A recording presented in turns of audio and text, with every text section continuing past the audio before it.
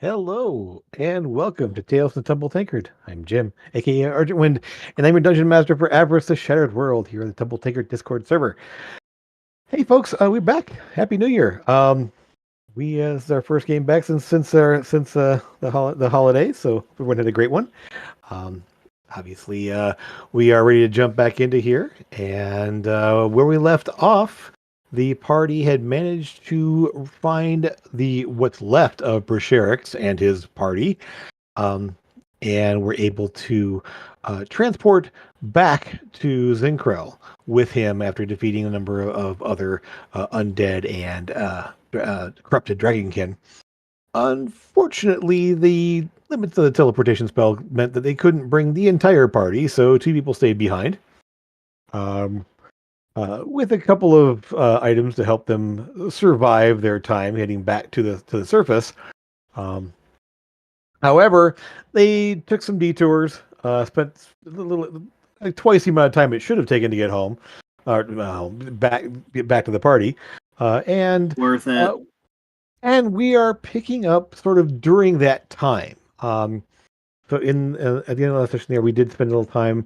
The people back in Zincrell, Lucas, Satara, Amethyst, and Sora, did have the body of the Necroborn examined by the doctor within the royal doctor within the palace at Zincrell, and just sort of found a number of disturbing things. The fact that their bodies are very have been changed drastically from normal dragonkin, um, and in very similar ways they've seen in other forms. In with the other variations of these gemstone dragonkin that they've seen so far. Um, So, in that time, they have a chance to do a little shopping, check things out there, kind of waiting for the for Grimbar and Esk to return, finding out through sending stones and sending spells that they were taking some detours on the way back to find out some more information. And I will say some information that you are going to have found. And so before we jump back to the folks in Zincrell itself, there, so some things that you did find. There, you ran into a number of um, we can call them patrols, but more to like wandering packs of undead, primarily ghouls or some wights and zombies, kind of like we saw before there. Nothing more than at most like a dozen or so in these groups here. You only ran into one group that had a Necroborn, however, one of the actual Topaz Dragonkin that you had that was in charge of them. They're mostly just like wandering around and seemingly harassing and causing problems. Um, so whether or not you dealt with them is up to you. Essentially, had the ability to stay out of their reach, thanks to the Amethyst flying carpet and the size of the caverns, um, and you were able to sort of avoid any conflicts that you didn't want to have. You also had some pretty decent stealth abilities and ways to hide and keep out of sight, so managed to stop that. You did run into a group of soldiers from Kuvriak there. So primarily copper dragonkin that were kind of moving along. In talking with them, uh, they actually were fairly prepared for undead, seemingly having been there to hunt down them, and will indicate that they have been keeping the road from Kubriak's side fairly clear. They run into any major problems there. Their group of soldiers consist of some healers and some clerics, and um, kind of geared especially to take down undead for the most part. Um, and so they were just kind of hunting down these little packs wherever they found them. And as the time you left them, they hadn't had any casualties at the time. They were still pretty much at full strength, able to continue through on their patrols and dealing with everything else. They would tell you they probably run into um, dozens, if not close to 100 or so undead throughout the tunnels and everything else. Um, you probably had your only real close call that was a bit of a thing was running into another wraith, because they can fly and kind of sense living things to a degree, and so while one wraith is a difficult thing, the two of you were able to dispatch it without any serious problems. Okay. Oh crap! If we fought No it, then doubt. I gotta pay him. Crap. Yep. So I would say that a flying undead like a wraith would not be something Crap. you could just All right, avoid. fine. 5 Um, gold. Darn it. um, I bet I'm we will I, wouldn't get into any combat. I'm willing to bet that um, it was the reason why they fought was all Grimbar's fault, just so he wouldn't have 5 gold. Fair assumption. Say that again. I'd say Yeah. it's probably you probably could have avoided it, but I mean Grimbar, it's 5 gold, so you went ahead and made sure you attacked it. I just couldn't get the carpet to fly any faster. Yep. Technically, the we could outfly a wraith, but Yeah. All right. It's fine. Here's your 5 gold. yeah. So, over the course of that, you were down there essentially a total of 4 days. Um, and the day after arriving, the group in Zincrell, is the first of Good Month. Um, which through the middle of summer at this point, and at least somebody or other, as Amethyst is pointing out here, that it is Lucas's birthday. It is, yeah. So you are able to go and do some shopping or set up for any kind of celebration there. You know that the Esk and Grimbar aren't going to make it back in time, based on where they are and what they're saying. So No, sad. still a couple of days away at least. So I mean, how? Rescuing thousands of kobolds. Millions. You No. can keep exaggerating the number all you want. Yeah. But it doesn't make us feel any better. Yeah, there aren't as many kobold warrens in this part of this area over here, as there are sort of in the outskirts of Drakal. This whole sector is mostly for transportation, and just transport of goods between the main cities in this area. So while you do spot some here and there, just to clarify for you guys anyway, you probably saw dozens, maybe at least 1 or 2 more warrens. One of which would already been abandoned, and one of which was pretty well secured by the look of it. There, you're able to kind of find out that they have pretty major, like not quite the ramshackle ones. The first warren you ran into, this was actually more established as an old school sort of like kobold settlement that was pretty well taken care of. So, those of you in Zincrell, what is it you're wanting to do? I understand there may be some shopping in order here. Yes. First thing in the morning. Morning, Lucas. Completely pretend that we've forgotten. Okay, yeah. And then telepathically say to the girls, I'm going to sneak off, follow me. We're going to go shopping, get him a gift, maybe some cakes or something. Hey, And then we'll get back here. does he even like cake? Mm-hmm. Okay. Sure. Who doesn't like cake? I Just prefer like a pie.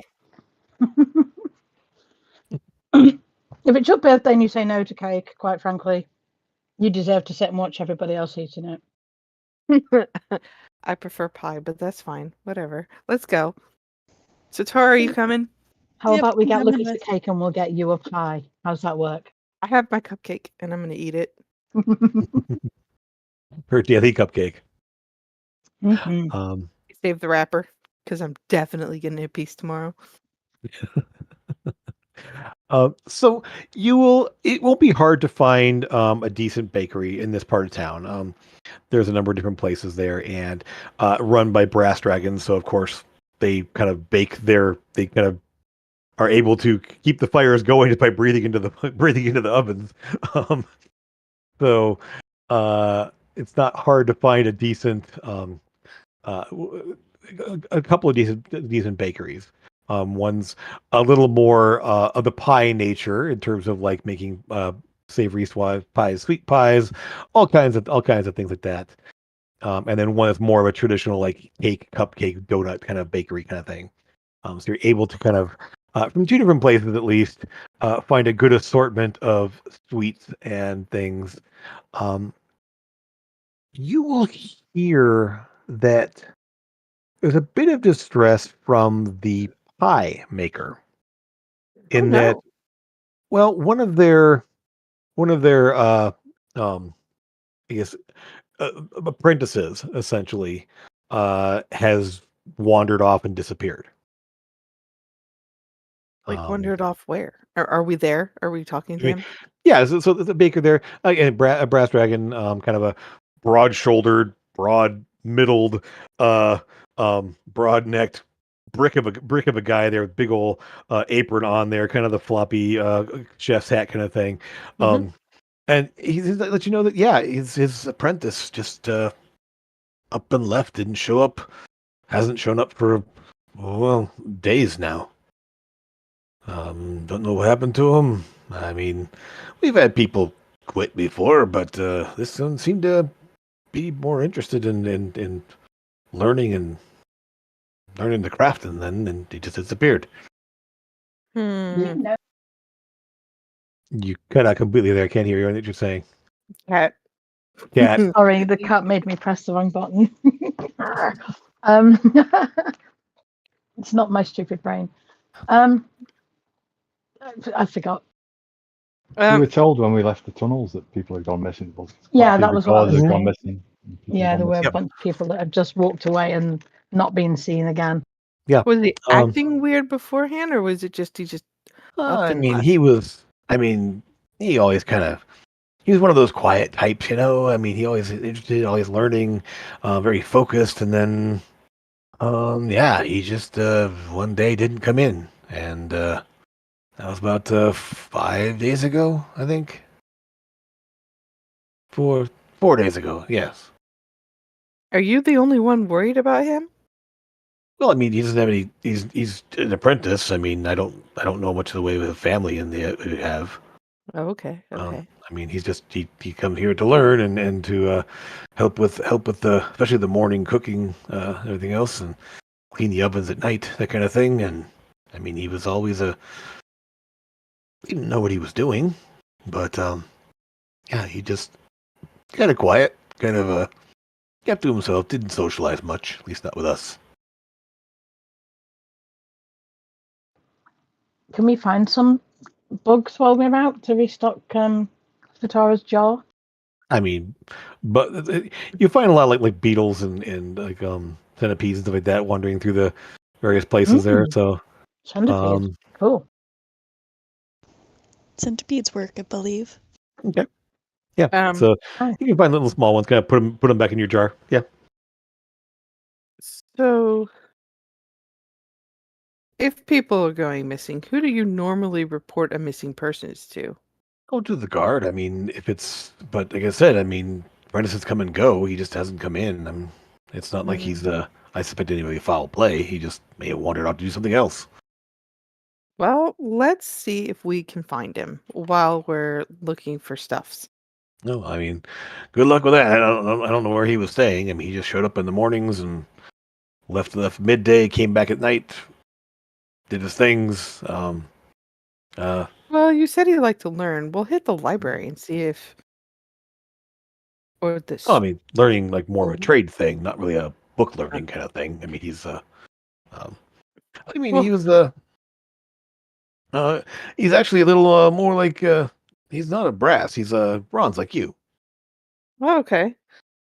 Well, maybe he went home. Like you. Could be. Like me, yes. Uh-huh. That hurt you, didn't it? It's it's getting less and less each time, but yes, yes, it does. Yeah. Well, I don't see pumpkin pie here, so we can go see about another bakery and see if maybe he's over at another bakery when we get my pumpkin pie. Well, pumpkin's not really in season right now. It's more of a fall kind of thing. We don't really have much in the way of pumpkins. We've got some sweet potato pie. It's really, really good. It's not the same. Well, you're not getting pumpkin pie around here for a while. What about pecan pie? Oh, that we can do. Yeah. You kind of. I don't have one made currently, but you want to come back a little later on? We'll get some of those in the oven. And yeah, we'll have that. I'm going to send a chef friend of mine to come pick. Wait, nope, she's not here, is she? Never mind. I'll come back and pick it up later. Okay. Apparently, pecan pie tastes a lot like treacle tart, which is like staple school dinner afters like thing over here. Apparently, it tastes really similar, so maybe we can find treacle tart for you. Maybe, possibly. Well, yeah, we'll see you later on then. Sometime in the afternoon. I should have something. We'll get a couple on here, and you want full size or small size ones? We make the full size. Well, I mean, Big. Okay, yeah, no problem. You wanted individual ones or full size ones. So No, full size one. All right, good to know. So, yeah, so he's able to head on out there. The guy doesn't have a sign over his shop. He literally just has like, essentially, you can just smell the pie baking in there, and it's people kind of come and go from the place. There is a window. He has some pies cooling in the window. But they're all set up there with a little bit of a grill, so people can just reach through and grab them. But it's kind of an open space there, so you can smell the pies and see them cooling in the window, and move on from there. I want coffee cake for Lucas. Okay, not a problem. A great big, massive coffee cake with "Happy Birthday, Lucas" on the top, and then little music notes all around. Not Black Forest cake? Huh? Not Black Forest? No? All the chocolate and cherries? Okay. We can get one of those for us. Oh, definitely. Okay, so you order some cakes as well, and again they'll come back if you want for all the decorating and everything else that they'll have to come back and get that. So that's not a problem.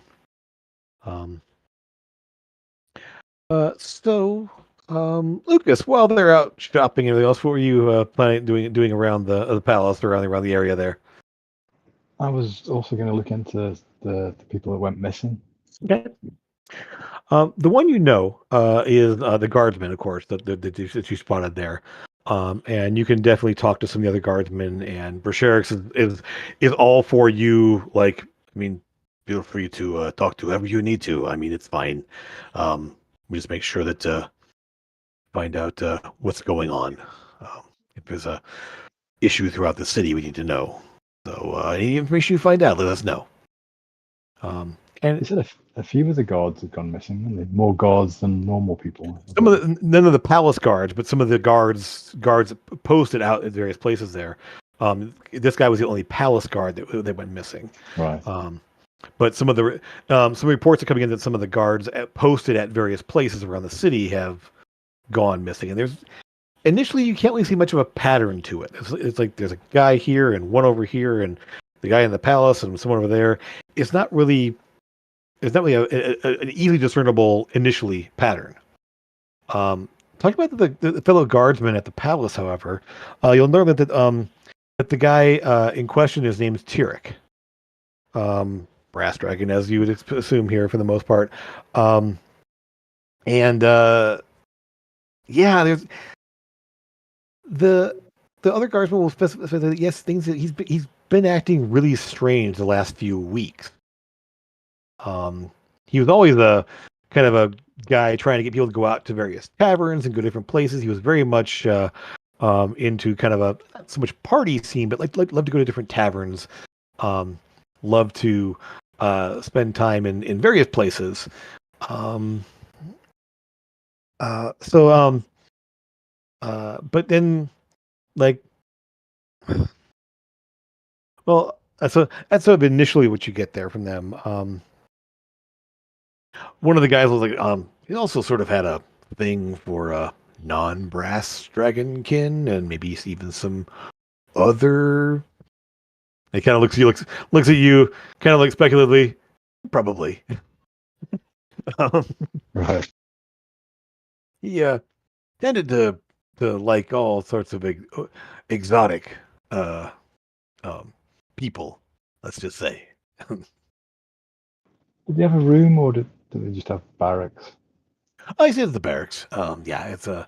We don't really have our own individual rooms there. I think he had a place of his own, or maybe his. I'm not sure. I mean, he would go out and not come back sometimes. So, um, uh, I mean, we assume he spent the night someplace, or maybe he had some girlfriends. I don't know. Something, boyfriends, something. I don't know. He's always trying to get some of us to join him on some of his little pub crawls and things like that. But not too many of us took him up on that, unless there were local places we're going. But he always wanted to go across town and all different places and find these like little dive hole in the wall places, and just it just wasn't our thing. Yeah. I'm gonna see if I can find anything that was personal to him. Okay. I guess I'm gonna attempt to do a scrying, see if I can find him. Okay. In that case, yeah. So you will you'll be able to find like at least one of his like spare shirts or whatever in his locker. It's still there. They haven't cleaned it out or anything else. They just sort of kept it there for now. So yeah, you find a shirt of his. Yeah. Yep. Do you want to do the scrying now, or you want to wait, or what's the plan there? Well, I'm just on my own at the moment, so I'll do it. I'll do it now. Okay. Oh wow. Okay. I see Okay. how it is. So as you link in there, you form a connection there. I will say you get an idea that he's still alive.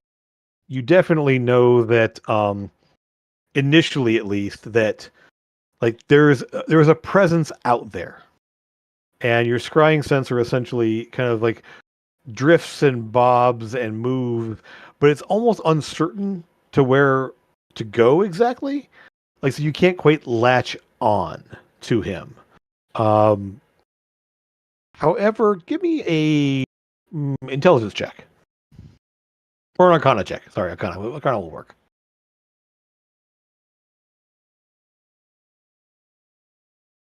Okay.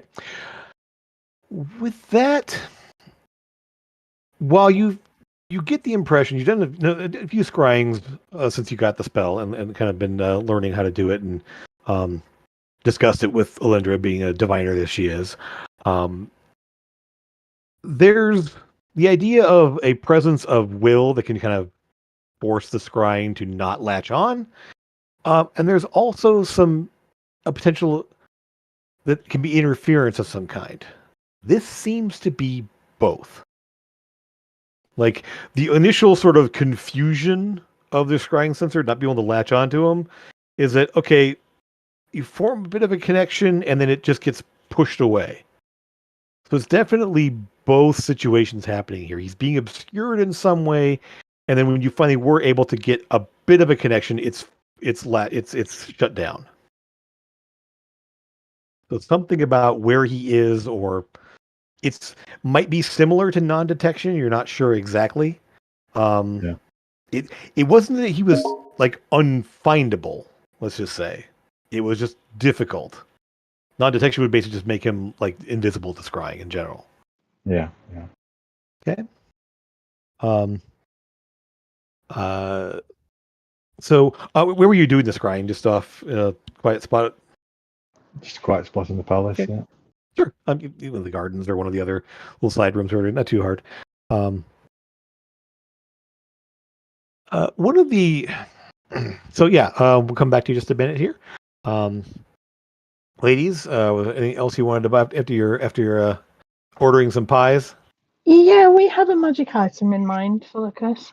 If we can go, and I know that I've shared with you. I don't want to say what it is until we Yeah. give it to him. Sure. Yeah, you'll find there'll be a couple of different magic shops. One of the things about Dragonkin Society is they don't really have mana tech so much. they have more enchanters, and they do more things, infusing things with magical abilities, stuff like that. And brass dragons tend to be a little more the outgoing social type. Bronze are more the adventurous explorers types, but the brass are more the socialite. And there's a number of different places. You'll find one. The Dancing Drum is actually sort of a tavern, like performance space, and sort of enchanting group there. Cool. So Okay. the dancing. So it's a bit of a it's kind of the fact that it's all three of those things is kind of means that it's not really great in any one of those in any one of them, but it's a nice little hole in the wall drinking establishment. There's one of the people there can make items and stuff, and you're able to find the item in question there. It will. Let me just. Is there a lot of music going on right now, Jim? Probably. It's probably more just kind of someone in the background, just sort of like doing a little bit of a. It's kind of. It's almost like they're practicing, but Okay. it's pleasant and but fairly quiet. It is kind of early-ish in the day. So they're just practicing. Okay. Okay. Yeah, I mean, it's like they're playing, but they could stop occasionally and then start up again, and so it isn't more of a performance and more just someone actually just playing into practice.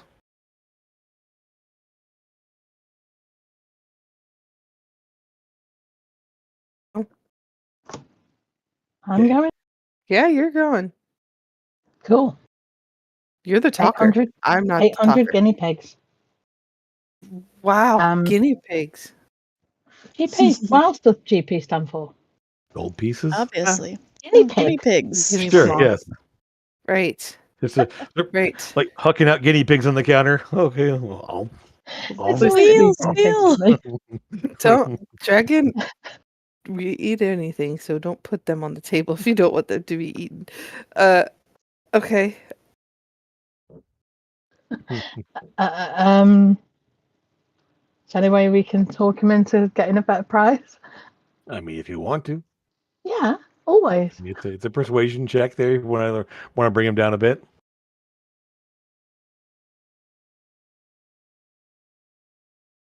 I Terrible. mean, it's Mm, not great, obviously. So yeah, it's not bad. I mean, he's willing to cut you a bit of a discount.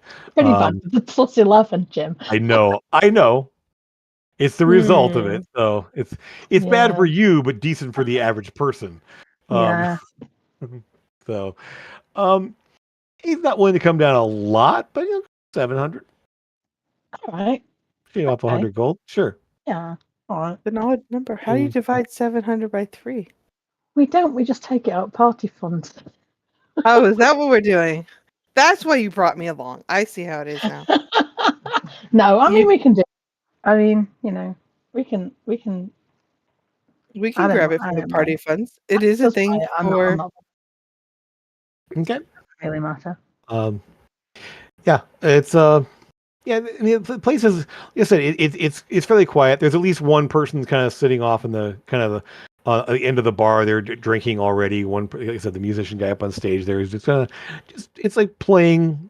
I mean, he's not full on performance mode, just more like practice and just kind of plunking around. And then the bartender slash enchanter person. Remind me to tell Lucas about this place. I'm sure he'd like it here. Yeah, I mean, maybe. we tend to have it's a little more lively in the evenings, of course, but we have more of our small clientele, and then people know that we can make things and find some interesting tidbits and doodads and whatnots. So yeah, feel free to stop by anytime. Maybe we should bring him back later on this evening for his birthday celebration. I mean, always happy to have more people here. Feel free. It's a fair. I mean, first of the month is always sort of a time to celebrate a bit, but yeah, I'm sure there'll be space for you. Awesome. Okay. Right. Let's go back. So, yep. So you head on back there.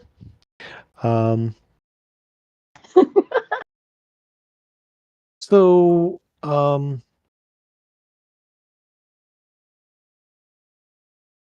One sec here. So, yeah, there's anything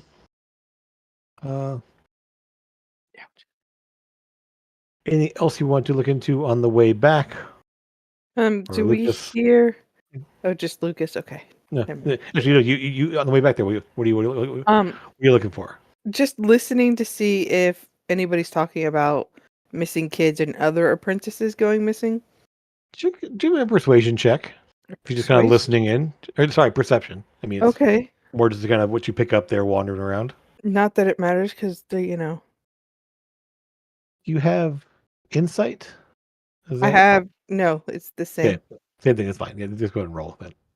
Can I 17. help? I mean, pretty good. I mean, You're if you want talking. to, yeah. So, effectively, you don't get it's not like a widespread thing. You will get an occasional person didn't come home the other night, or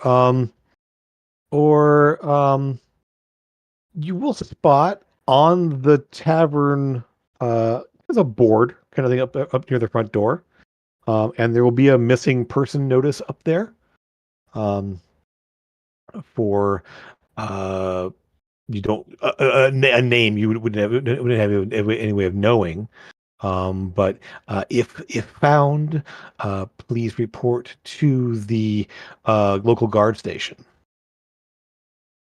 No other details other than the name, that you don't recognize, and if I anyone will. knows their whereabouts, please report to the local guard station. I will drop a name in my book. Write it down. Sure. All the names that I can find, and Sure. including the apprentice from the pie baker. Okay. The apprentice's name, Dorzik. Dorzik. That's what I meant to say. Dorzik. And the one here, yeah. And the other one, the one on the board here is one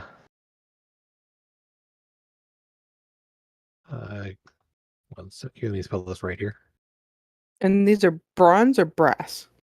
As far as you know, well, you can't tell. The Right. one, the apprentice was bronze. Dorzik was bronze. Bronze. Okay. Gila is the one on the board here. You don't know. It doesn't specify. Cool. It's Okay. more just like, if anyone knows Gila and knows their whereabouts, please report to the guard station. It's kind of is the gist of the notice. Yep. Okay. I got I that swear, down. if we've got back and Lucas is teleported to go and spend his birthday with Alinja, I'm going to kick off. He wouldn't leave without telling us, would he? I mean, mean, Lucas would Yes. never do anything without telling us, would he? So- Giving him the benefit of the doubt. Yes. He married me without telling me. Come on now. Well, this is true. This is true. That is. Yep. He That tried to happened. make that a joke that just didn't work out well, huh? None said that to me, but in real life. Yep.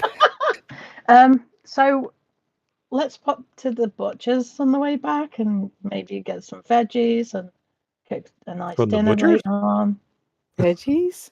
Veggies Yeah. from the butcher? Why are we getting veggies? No, I go to the butcher first, then go to get some veggies as well. But why veggies? Because we're gonna make food. Does Lucas even like veggies? I don't think he does. I think he's just an. Or maybe the veggies for the rest of us to enjoy as well, instead of Okay. just meat. Okay. Meat. Not sure where you're going to cook it exactly, but Oh, yeah. I have You fire don't. breath. Oh, maybe You just don't. take them out You have for lightning food. breath. I know, Jim. I could set it on Cooking- lightning. Cooking with lightning would be a little tricky. I don't know. Just take him out for food, then I suppose. We can't cook it anywhere. We Okay. can take him back to the place where we just were. Mm. Okay. Yeah. Okay. All right. So, Lucas, one of the other folks, there, one of the guard folks there, because you've been talking to a couple of them here and there. One of the other ones you hadn't talked to before will come up to you and tell that that Tarek, he was trying to get him.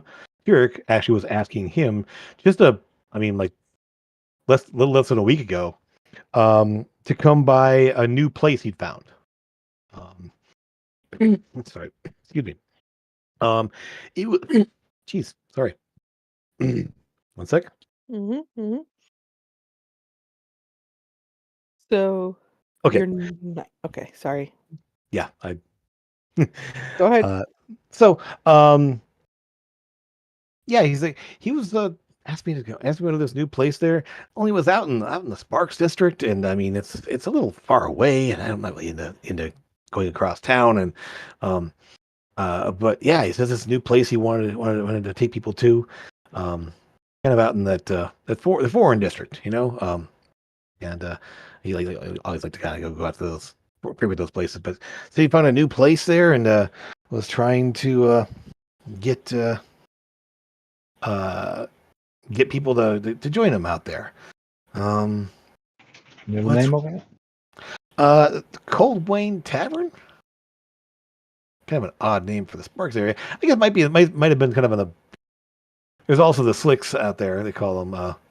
So in the foreign district there, we have like a neighborhood that's mostly bronze dragons, and there's a neighborhood that's mostly silver dragonkin, and so they tend to the Sparks district is the where most of the bronze hang out, and the Slicks district is where mostly the silvers hang out, and so I think it's probably somewhere near the border between the two of them. I don't know. I never went there myself. It's like I said, I don't want to get across town that much. But he seemed to like the place there. What's weird is after he asked me to go, I mean, he's been getting like more and more just like quiet and like not really wanting to talk to anybody, and other than try to like even when he was trying to get me to go, it was like more along the lines of you should come. It's kind of creepy. It was weird. I don't like him. Part of the reason I didn't want to go either is because he's kind of creepy about it. Do you know anyone that went with it? No, nobody I know. None of us here took him up on it, as far as I know. I mean, I'm not sure if he had other friends somewhere that he may have brought over, but no one from the palace, at least.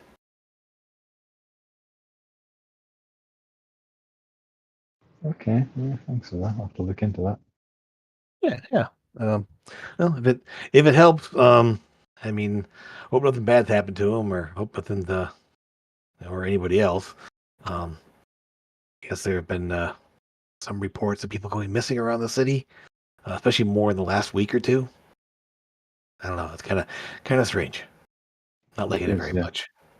I mean, with the reports from the under roads and this happening here, it's all getting to be a little much to deal with. Yeah, but hey, the palace is secure. At least we can make sure of that. Yeah. Okay. So, a little later on, you guys arrive back at the palace. Items. Do you want to grab your pies first, and then, or go back later on to get those pies and cakes? If they're ready, we'll grab them on the way back. Okay. Yep. Not a problem. You pick them up there. You're all good. You'll be able to head back to the palace. And kind of plan your evening festivities. And see what you want to do next. Jim, is this the same day we left the tunnels, or was the next day? Next day. Yeah, next day. So yeah, I assume based on getting everyone settled there, I think you dealt with the doctor last night. This was the next day essentially. So yeah, it is the first of good month. Cut back to the tunnels, and essentially I kind of see sort of the almost a montage of you two, like with the flying carpet pressed almost to the ceiling as some ghouls or a pack of ghouls is wandering down the way. Hiding in the shadows of one spot there with the carpet all rolled up and kind of held it there as a couple of whites and a whole bunch of zombies are kind of just mulling around an area. Is there anything specific you're trying to accomplish or do while you're down there, other than just to scout things out Well, and scouting save things thousands of out, kobolds? helping thousands of kobolds, tens Yes, of of course. thousands, tens Sure, of yes. thousands. Yes. Some outreach. The entire kobold population of the mountains. Yeah, Absolutely. exactly. Mhm. Yeah, that's what we do. If not, Oh. we at least impacted them, you know. Over the next couple of days, I would have shared my rice wine, Okay. and Because also if he my. didn't, he knows I would have stole it. Yep. And yeah, I don't know. We just get to talking, me and Grim there, and share some fun tales and share some adventuring tales of fighting velociraptors deep in the jungles, and Yep. doing. Yep, that's why I said it. Because that's not a thing. Yeah, fighting velociraptors by the dozens. It isn't. It is in the in the Dread Marsh. Yeah. Not a thing. Definitely. Sora wasn't there, so it didn't happen. And beating up some pirates along the coastlines, and Sure. just all the bragging. I've got a bunch of tattoos down one arm. I'm like showing off of I got these from a tattoo artist on the South Coast, and it was super fun, and just telling tales. I show him the scar I got from the shoulder all the way down the back from Amethyst, which he backstabbed me. Yeah. It's like this long. I mean, it's like what? Oh, yeah, that little line right there. Oh yeah. Okay. Hardly see it amongst all the hair on the back, on your back there. Wow. Hey, don't be a hater. Huh? Yeah. That was But, no hate. Mm-mm. No. Yeah. But It was a good scratch, but a scratch nonetheless. And it was And, 4 hit points. 4 hit points. I know. And he was healed 6 seconds later. Literally 6 seconds later. Yep. By me. Yes. Yeah. Or by Eldon. Yeah. Oh no, I said the name. Yes, you do. Yeah. You do. Uh-oh. Yeah, no, and then lots of just scoping out, making sure the kobolds are out, and So at some point in there, you'll get the one of the many sendings from Amethyst yelling at you to get your what's back there. Like, it's Lucas's birthday. Where the hell are you guys? You're still 2 days away. Some people Maybe. people do anything to not contribute to a birthday present. Wow. did you know? I asked guys. I didn't know it was his birthday. Did you know it was his birthday? I did not know any of your birthdays. No, neither did I. Well, And I'll answer. I'll send a sending back, and it's like like when you got a telephone, you're missing. It's like every other word type thing. Not sure what How do you not know it's his birthday? birthday He's always question going mark. on about his birthday. He's been ranting about it for weeks. Have you not heard him? Wow. Lucas has been ranting about something. What? No. Sorry, busy saving tens For of sarcasm, thousands. Jim. Must get back to hero work. Hero work. Would say that you are on your way back at this point. So just so it's like you said, you're 2 days out of your little 4-day stint there. So you are kind of pushed out as far as you're going to go. Probably earlier today is when you ran into the patrol from Kuvriok, seeing what they're doing, what they've been up to there. You're at least fairly certain that they're going to be able to take down at least a good portion. As they will tell you that they have not been a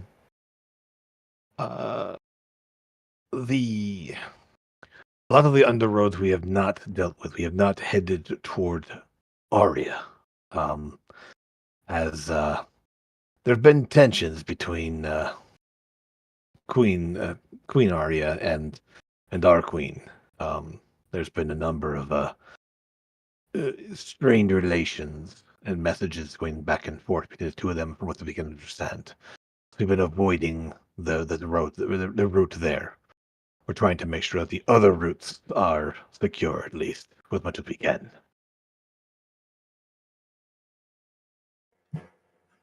Are you? Oh, go ahead. No. You go right ahead. Has the strains led to conflict yet? No, nothing like that. But not in conflict with them at all. Just more along the lines of any requests for information or mutual aid have been denied. More just along the lines of we will take. They wish to take care of their own, it seems, and don't care much about what we want to do. So we've been assuring the routes to here to Zincrell are more open, but the ones to Aria are less being less monitored than this one.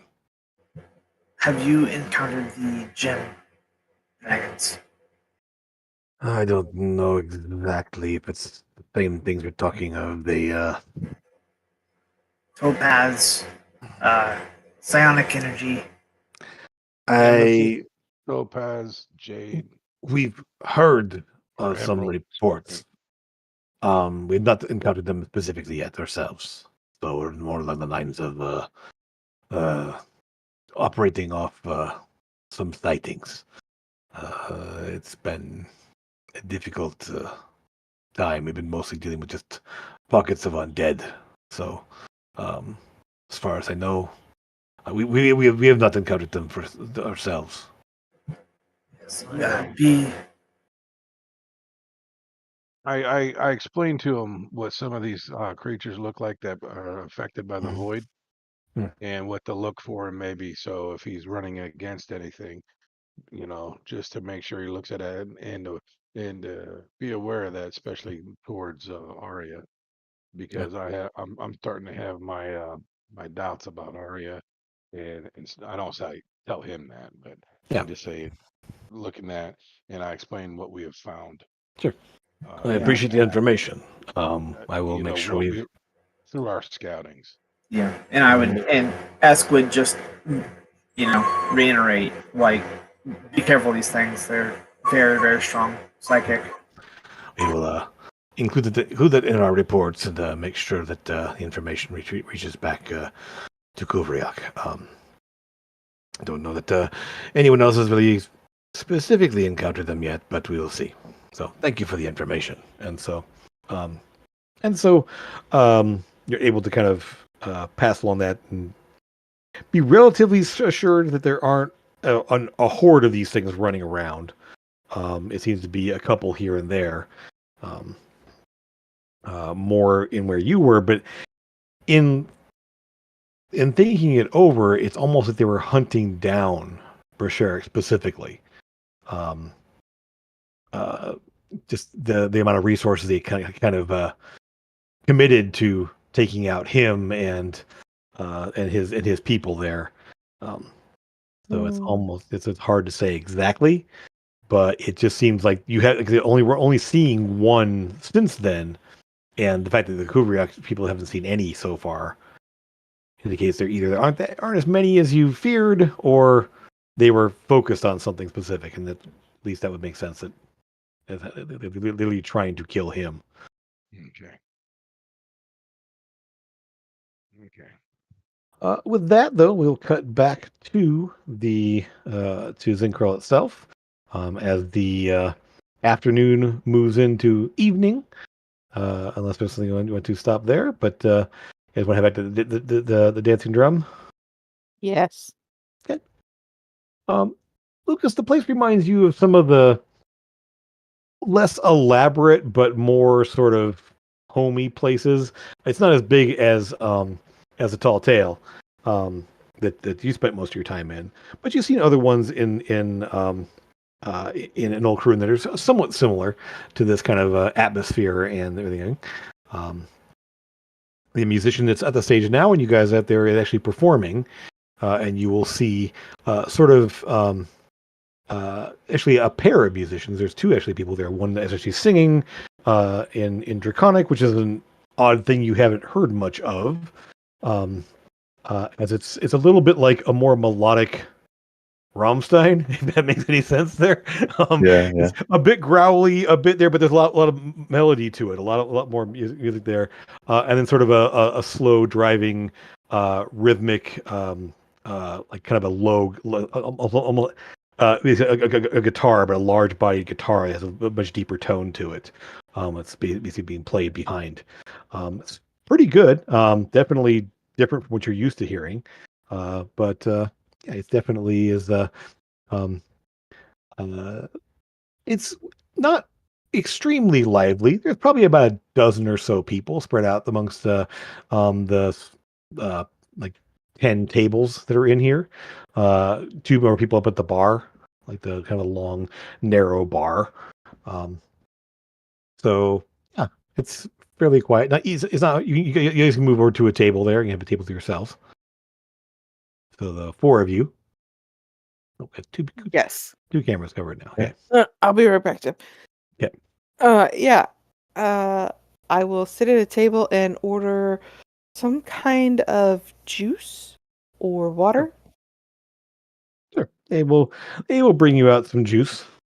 And then like I will buy a round for everybody at our table. Do you think we should message Lucas and get him to come here first? I assume you met him up at the palace and brought him with you. Yes. Okay, all right. And to that, I was just Yeah. describing it to Lucas Yep. since he hadn't been here yet. So Yeah. Lucas, I was assuming Lucas was with you. Okay, good. So Tara orders what she thinks is juice. Only as fermented juice instead. Yep. Okay. Yeah. Um, Nice. so essentially, it's a reddish colored juice. There, it's similar to grape juice, but more of a tangy kind of a bite to it. Sora, so it's good. So Tara, you get the yours has a little bit different taste to it, and it's similar, just been fermented a bit, so it's actually a little bit of an odd taste. This is a strange tasting juice. It's Mm, it's good. Just fermented juice. yeah, it's sort of a You should have a few it's sort of more. a Of those. red berry Nicer. wine essentially. Yeah, I should have some more of those. Also, you Yeah. try some of my meat. Yep. It's made I'll- from honey. It tastes just like honey. Yeah, it's just, Yeah, it's Oh, lovely. yeah. They're gonna trick you with that one because the next thing you know, you're gonna be floating in the air, and Amethyst is gonna tie a rope around your foot, and you're gonna become a balloon. You better watch out. and then turn into your what's the astral fish? Swimming- Drunken space guppy. Drunken face space cubby. Hiccup and accidentally turn into a fish, Floating around. blowing bubbles. Oh man. And then another it must- hiccup turns into the seal. Yes. Not the eel, hopefully, though. That thing is terrifying. So, yeah. we'll a little later on the night, maybe. Again, it's first round of drinks in here. And you're able to kind of essentially have probably one of the more quiet like peaceful moments you've had in a while, at least. It has been a minute. We have not had like a quiet dinner in a very long time. Yes, and well, like I said, there's like I said, about 14 people in here besides you guys here. It is very tall ceiling, kind of a narrow building there. But the acoustics of the place are such that you can hear the musicians really well, but not so much the crowd noise. Interesting way it was built or constructed so that you don't pick up the sounds. So you're able to kind of have with the music going, some food. They have a pretty decent assortment of food. And then you have your pies and cakes. You want to have those as well. Is Lucas 29 now, 28 now, or 29? 29 now. 29. He's older than me. Yep. A little bit. Older than me. Yep. Okay. Again with the we forgot. I'm going to be like, we got you a gift, Lucas, and go over to him. And something I picked up a long time ago, meaning to give to Lucas and never did. I'm going to present him with this tiny little wooden lute that has cat hairs for strings and say happy birthday. Not magical or anything. I'll just give him that and pretend that's his gift. And then Well, go, Miss not Violet. really. This is your gift. And then present him with something quite fun called a Let me. Reveler's Concertina. I will put it on your character sheet real quick here. So I've let's. just sent you the link on Discord Oh, so I you mean, can who to- see it. Although you can just go to your character sheet because Jim's on it like a bonnet. I will put it on there in just a moment here. Let's see. Where are you? There you are.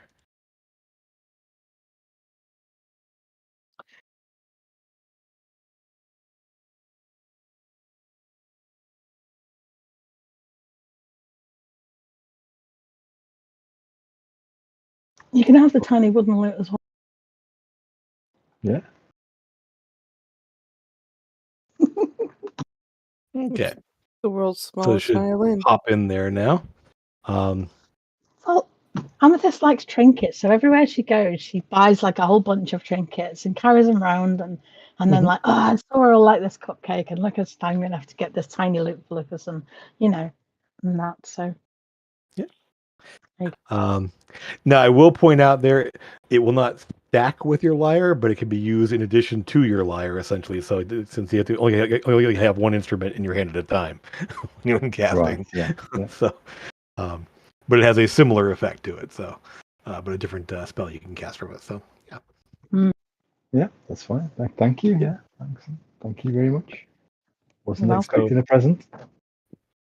Well, thank you for not going off and visiting your girlfriend and disappearing on us.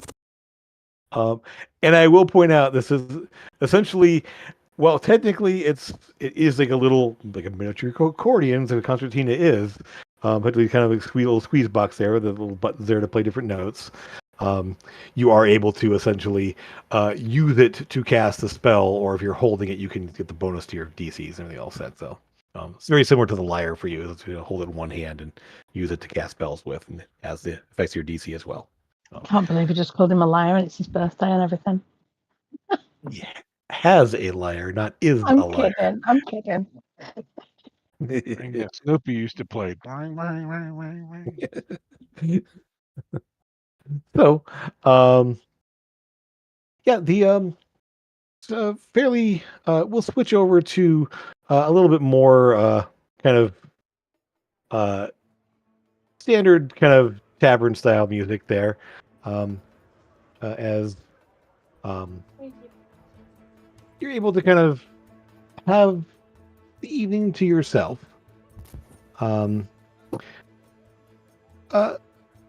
Amethyst and Lucas, you're probably everyone but Sora for the most part is going to probably pick up on this one because it's more of a passive perception thing there. You will catch a snippet of conversation from the bartender as you're ordering another round. The bartender up there is talking to one of the serving people, saying that their shipment of one of the alcohols that someone has ordered hasn't come in. It's distributor basically is having difficulty filling some orders and getting some of their shipments in. That's kind of a little bit of the conversation you pick up while you guys are talking and drinking and eating.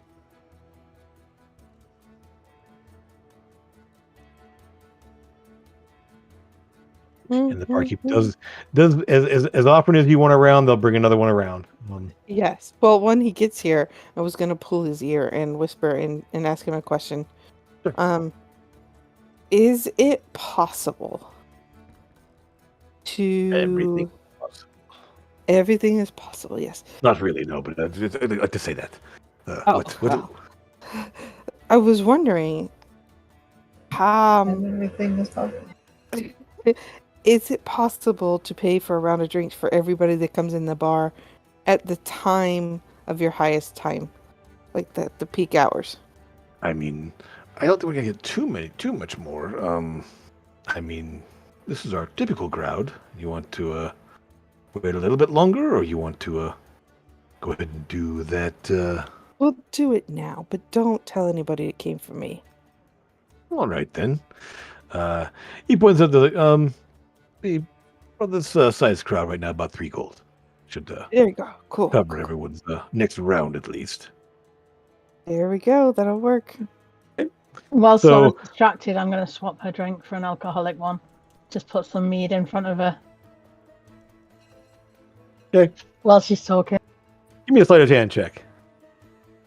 Against my 10 perception. Exactly. Yes. Passive perception. This will beat a 10. That's all I gotta do. Yeah, not a problem. In fact, we'll just go ahead and say, just because you roll out to 20, the mugs look identical. So you like swap them out perfectly in the same spot. So it's like, and, I would have emptied the water on the floor, put the drink into the mug that she was using, and put that in front of her. sure. Okay. So, Would I be Um, able to tell that and- it's a different taste? and did So I had- anyone tell Satara that her juice wasn't just juice? No, nobody's told Okay. Satara that her juice Then- is just juice. Yep. Not Um, juice. I will tell her that it does have an effect. Especially when she'll see me switching Sora's drink. Sure. You know. I mean, nobody sees you do it. Not with a natural 20. Okay. like you, and just kind of set the Yeah, right. set the drink there in front of her, and Cat-like reflexes. so yeah, you're able to do that. Sora, give me a perception check. Let's see how. Yeah, well, I can taste it. Don't crit. Whatever you do, don't crit.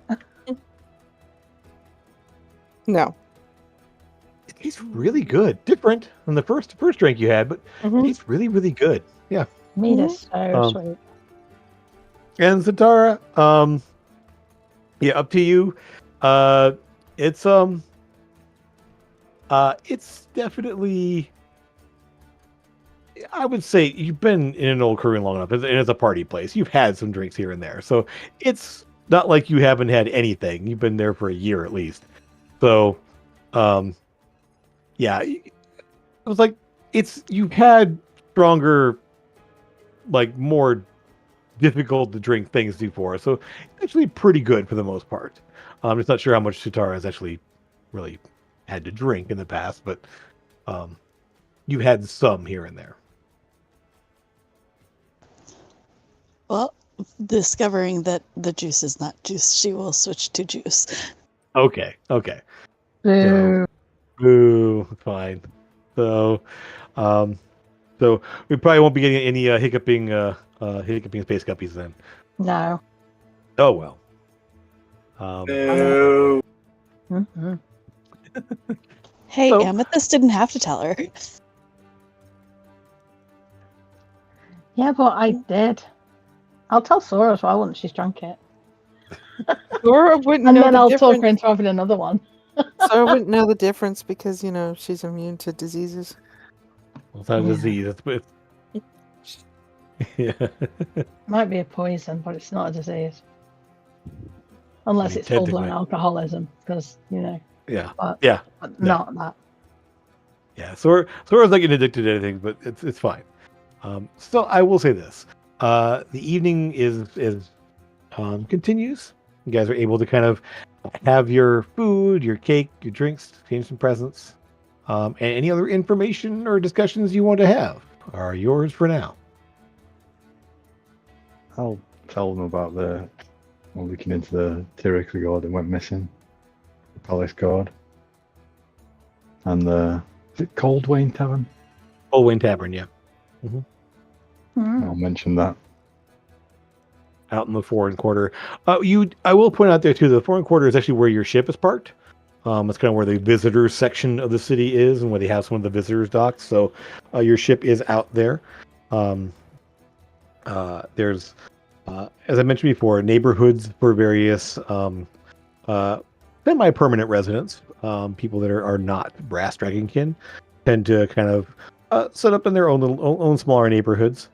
And as Lucas has found out there that the Coldwain Tavern is technically in the region known as Sparks, the Sparks District, Sparks Row, essentially, which is a bunch of houses and businesses catering more to Bronze Dragonkin.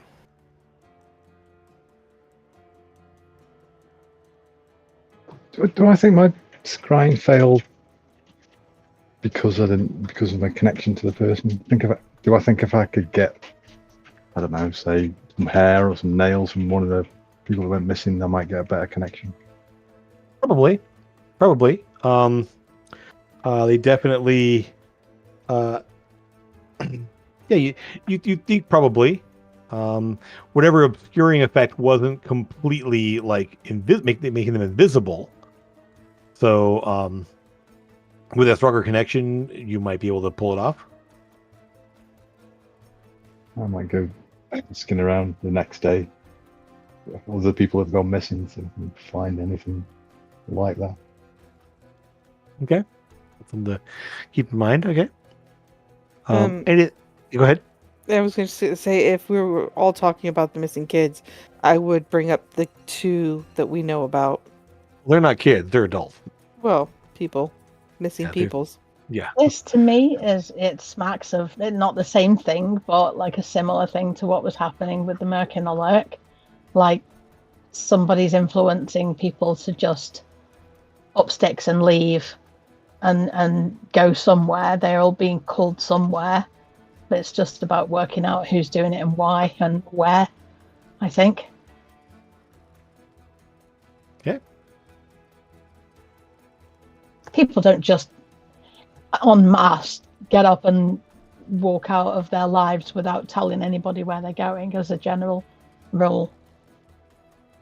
Especially not like multiple people. Just, if it was one person, it wouldn't be that suspicious. But if it's like a whole bunch, like there's been like a dozen or something so far that we've heard about, or more. Yeah. You know of 3 specifically now that Yeah. you've heard of others. Yeah, definitely. Yep. Mm-hmm. All right. I want to find out if they're all just loners, or whether someone's husband went missing or anything like that. At least some of them, yes. At least some have been like, typically not people that have like husbands or wives or, but have friends and family in the area there. Yeah, it's not. There's at least a couple. If you're asking around, they're talking about some of the guards there. At least 1 or 2 of the guardsmen did have families and wandered off. So it wasn't like they were all loners. It wasn't so much a pattern in that aspect. But they definitely have. They definitely have all had situations with, just a little bit you can pick up, and it might take another day or so of asking around, and we'll just kind of come back into that. Little bits you pick up there are definitely the fact that there was an obvious behavior change recently, becoming more isolated, quiet. There definitely is a personality change in that they became less interested in what they would normally be interested in, or less outgoing. Yeah. I mean, brass dragons in general tend to be more outgoing, and so having them be more loners, more standoffish, is going to be noticeable. Mm-hmm. Yeah.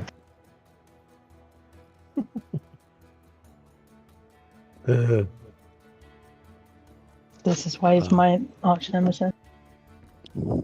Yes. Just saying.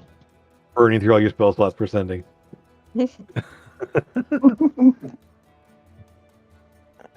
Yep. So You hear this the whole time you're there, just like whispering to herself. Sending actually requires you to actually speak, as opposed to you and Elliot actually just get more mental communication. So, yes, you definitely hear Grimbar muttering to himself a bunch. And the more mead I drink, the more I'm going, I hope you fall off that carpet. Yep. Eventually, you start running out of fill slots and kind of Yeah. having to kind of okay, that's enough. Anything else for this evening, at least, before we kind of roll along to tomorrow's investigation specifically? You're muted. Can't hear you. Oh, okay. Wrong button. Oh, Yes. damn it. Damn it. We'll obviously embarrass Lucas by singing happy birthday to him quite loudly in there. But then once that's done. Oh yeah, everyone joins in. It's a loud raucous thing there, and they sort of do a second verse just because a bunch of people missed out on the first time and looking around, like, whose birthday? Oh, the elf person. And then okay,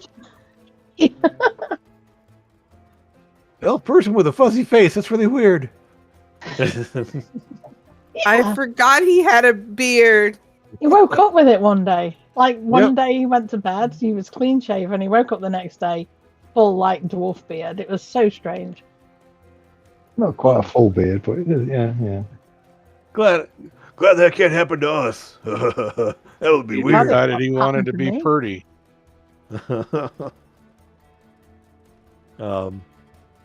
Yeah, with you find that the this little side effect, Lucas, is that you definitely don't get drunk as easily. Yeah. That built a dwarven kind. Exactly. Yep. Mhm. So a bit of a discussion would like at one of the tables there at like about what a dragon kid would look like with a beard, or if it's even possible, or would they just get like bigger spikes around their chin and chin and like jawline, or what?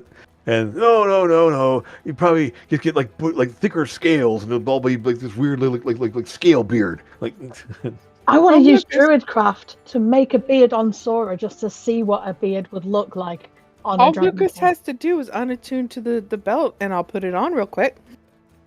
it wouldn't be that. And it would be overnight. You would have to attune overnight or something. It's I'll only a make 50, a beard. it's only a 50-50 chance that you actually grow a beard. So it's Oh. yeah. All right, Um, all right, come on then, but- bring the beard on. Your druid craft there is it like out of like little like vines and twigs. Vines and moss Okay. and twigs and So- yeah. So, kind of this like weird green, bushy, leafy thing underneath your chin there. Thora itches like crazy. You're just like, oh god, get it off. They pretty soon you like scraped, you scrape most of it off, and more comes back in there. You're like, oh god. Yeah, it's Get it off. Take it off. How the- do you the take it table- off? The tables all around are just laughing like hilariously, just like do me next, as he kind of like I'll just go to everybody. yep. Yay. Careful there. With the beard. Do everybody with the beard sounds just as bad. Anyway. So, you're able to kind of a little more rowdiness, a little bit more. At first, you'd be in the oddballs with the bronze dragonkin and a bunch of non-dragonkin at a table there. Draw a bit of looks there, but after a round of drinks, and after the mossy beards happening, you're able to. There definitely is a much more of a round of festivities and people kind of at Lucas buying you drinks because obviously birthday person there. So you're pretty much like your drink never it's empty for the rest of the night, pretty much. And so I'm going to give you a Constitution saving throw with advantage, of course, because Me? no, Go this is ahead. Lucas there. Yeah. Anyone else who's drinking more than a couple, you're gonna need to give me. But I'm putting half of mine in Sora's cups. yep. Wow. Oh, jeez. 2 natural You're 20s? Are you okay. serious? Okay, Lucas. You're okay. Everyone is just like floored because you like at some point you're like, oh, what the hell, and you're like just like downing every drink that's been given you, and it never even registers. Like you just like do, and like at that point it's like people are like cheering each time you drink. It's like another drink, and you're like, well, no problem. I'm going to glare It's- at Sora and say, you do lay on hands on him under the table, young lady. No, I am not. I don't have that many to give. Uh-huh. What is she doing under the table? Laying her hands Laying on it. hands. Yep. We're not there, Grim. We're Oh. underground. Yep. Although this night we would have found one of those kobold ruins and got totally smashed. Sure. Because we Absolutely. did yeah. Yeah. Effectively, you get them. You're kind of like let into the war in there, and just essentially because with the good news that the things are being cleared out, and having met with the Kuvriat patrol, letting them know you're definitely of a more of a mind to celebrate, and are thinking of actually heading out of the Warren for a while and going into Zincrell as it is the closest place. If the route is clear, they're probably going to be clearing out for a bit until the all clear is given. So they sort of half pack things up, and then half have a rather interesting time drinking and partying with the two of you. In chat, you actually changed your name to that. Yep. Yeah. So, a night of festivities, followed by a day of travel, a day of investigation, and if there's anything else you want to investigate, Lucas, it won't take long to find somewhere where you can find somebody who's got a more personal item. Of someone there beyond just an item of clothing. Yeah. This is like a hairbrush and some hair in it, something like that. Yeah. Oh, dragonkin, so more like a scale brush with some scale brush. Yeah. Yep. Nail clippings. Sure. So, after a bit of a morning there, you wake up feeling a little under the weather. I mean, you didn't get totally drunk. The amount you drank there was enough to kind of feel it the next day, but not to the point where you're debilitated. You're able to kind of set that up there and find some some clippings and such, and asking around all of you participating there in this. Again, the people that have disappeared don't seem to have much in common. At first. But then there's definitely very few people you talk to were homebodies. As in, they tended to go out and travel around. They weren't stuck in one place. They weren't staying at home all the time.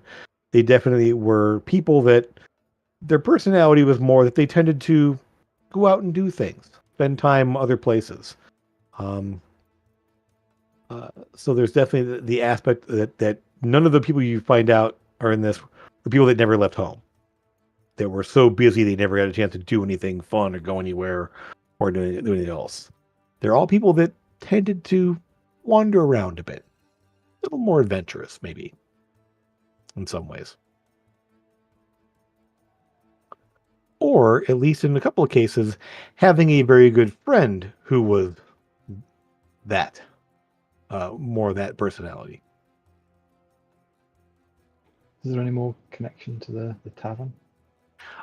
Nothing direct, other than actually give me I guess would be an investigation check, maybe. Right. It's more of an asking around kind of thing, so I guess it could also be more of a charisma check. You want to just go that aspect there. It's a specific Happy skill. with Okay. Yeah, I figured it would be. Yeah. In the bit of the conversation from the bar last night, by the only other connection you find that brings up the Coldwain Tavern is the alcohol distributor that supplies a lot of different places there.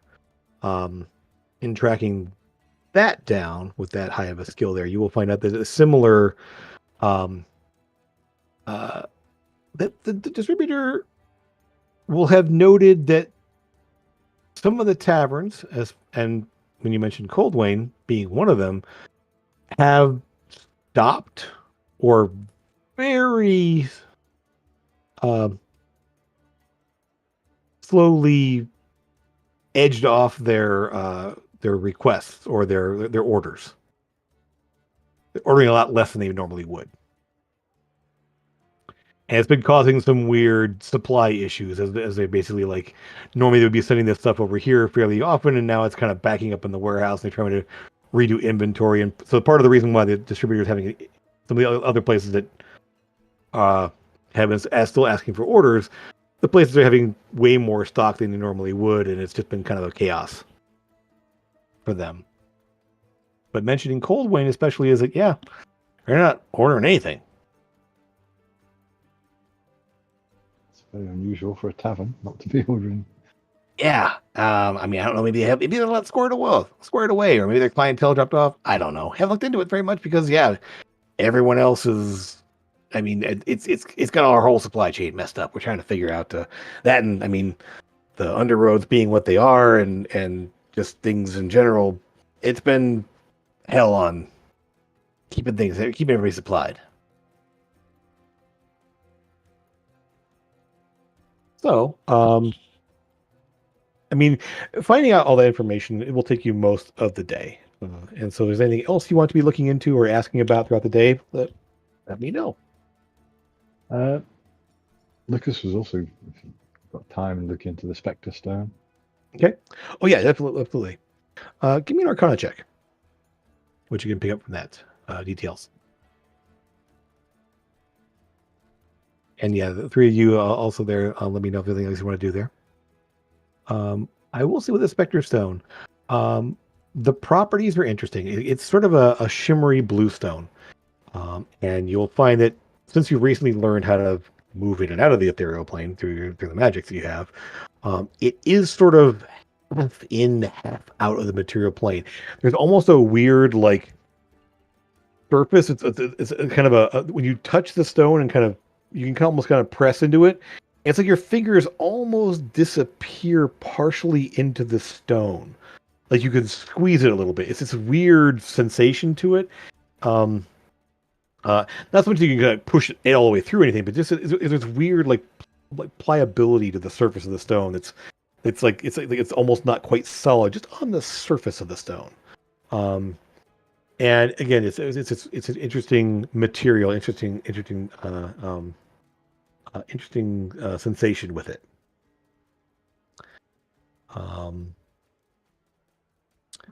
Anything specifically you want to do with it besides just studying it and figuring out?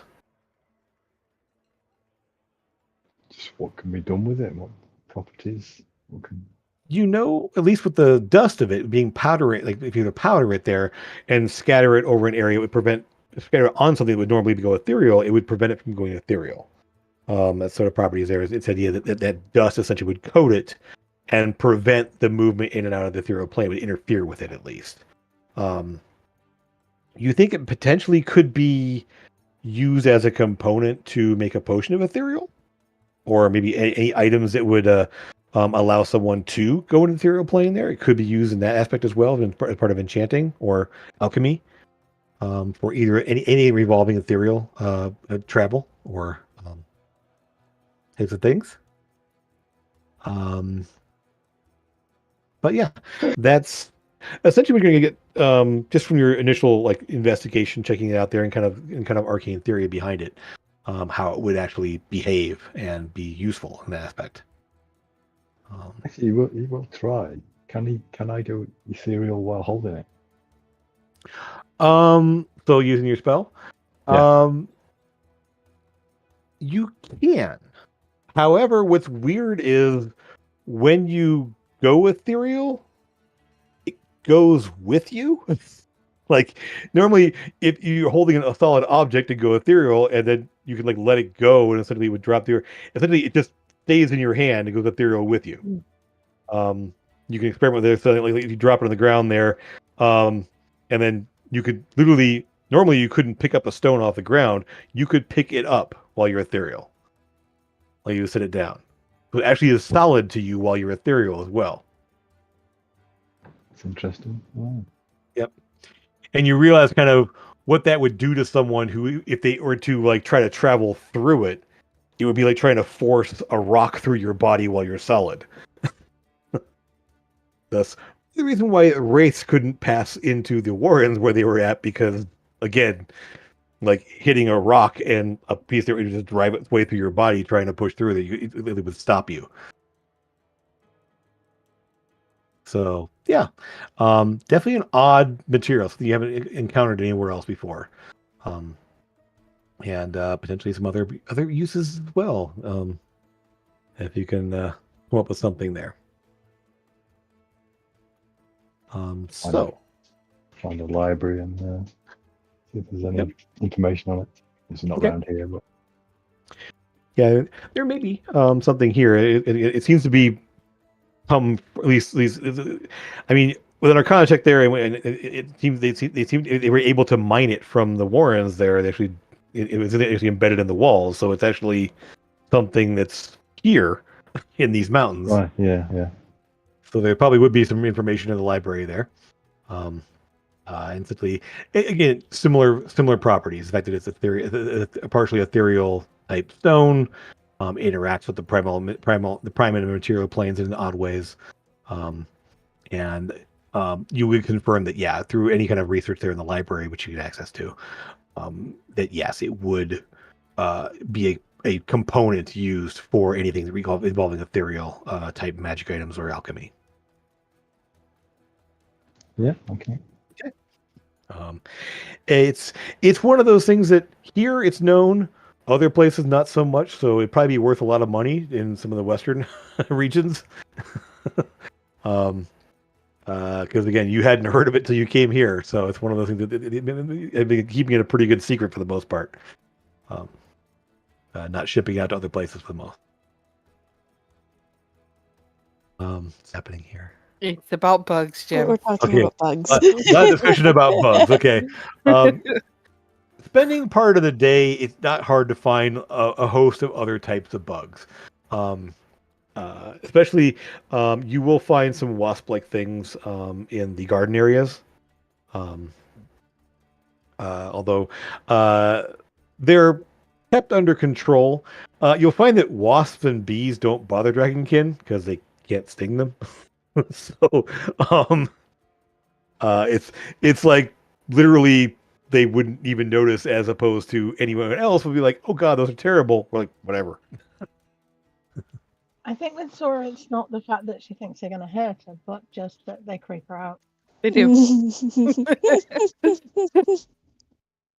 give me the heebie-jeebies.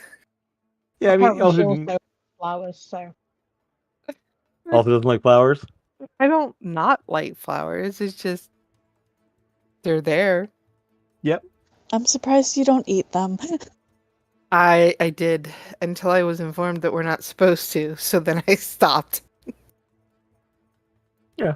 I mean, well, Episode 4 or something like that. It happened. yep. Back in the olden times.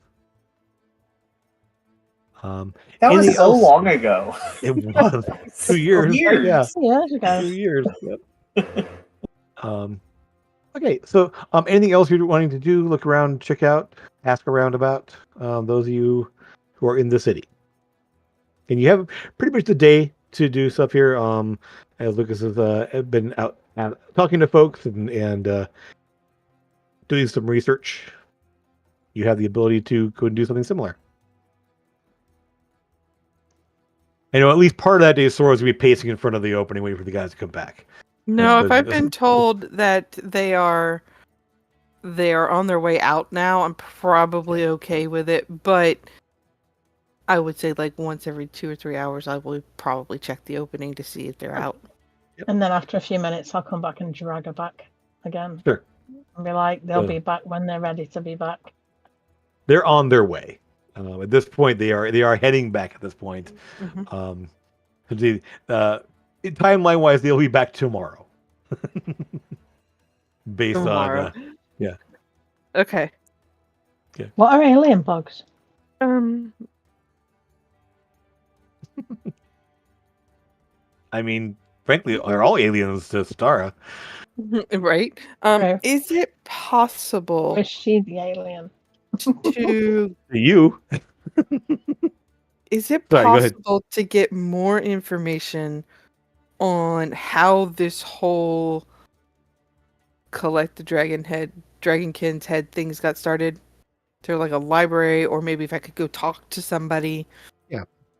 So at some point throughout the day here, I will say that you guys have access to talk to Brasherix, to talk to the Queen, and to spend time in the library. They are available to talk to in terms of this. So if you would like to ask to read and or ask more, they will all have different information depending on who you talk to.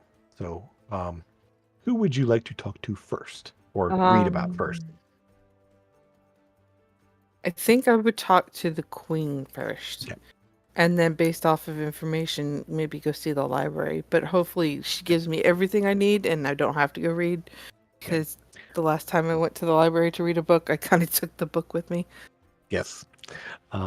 So the Queen will have an audience with you and kind of have you sit down for tea or something similar to that. And she will actually, as opposed to sitting in the throne room or meeting hall, there will meet you in the garden area, just because it's nicer and informal, and or there's not like attendants awaiting there, like listening and watching over you. So while they're kind of positioned around, you do see, I mean, you have a trained eye for that. You basically see there's a guardsman over there, a guardsman up there, someone watching up there. Like you're not alone, but there's no one like in close proximity to you. And so I would say give me 2 checks just kind of as part of the conversation here. One is a persuasion check and one is an insight check. Just to see, to kind of help us. Very good. Got a 20. Right. And then insight, you said? Yeah, insight, yeah. I don't have any points into that. It's fine. To see. I think it's a 6. Okay. I would say, as far as you can tell, talking to her, she's not holding anything back. She's not really like not lying to you. She's not. You don't pick up much other than the fact that she seems to be forthcoming when she's talking to you about this. And understand what I know about this situation that we find ourselves in.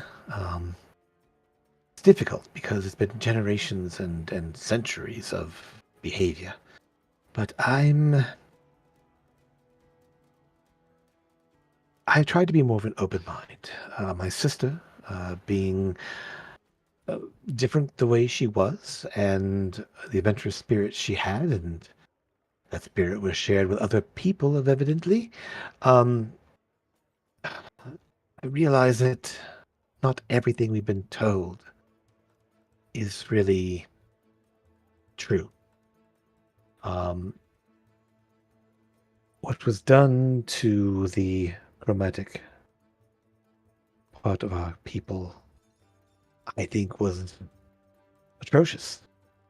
It was unnecessary, and I believe, in my studies, based entirely on a lie. I've had 2 children who were born not brass.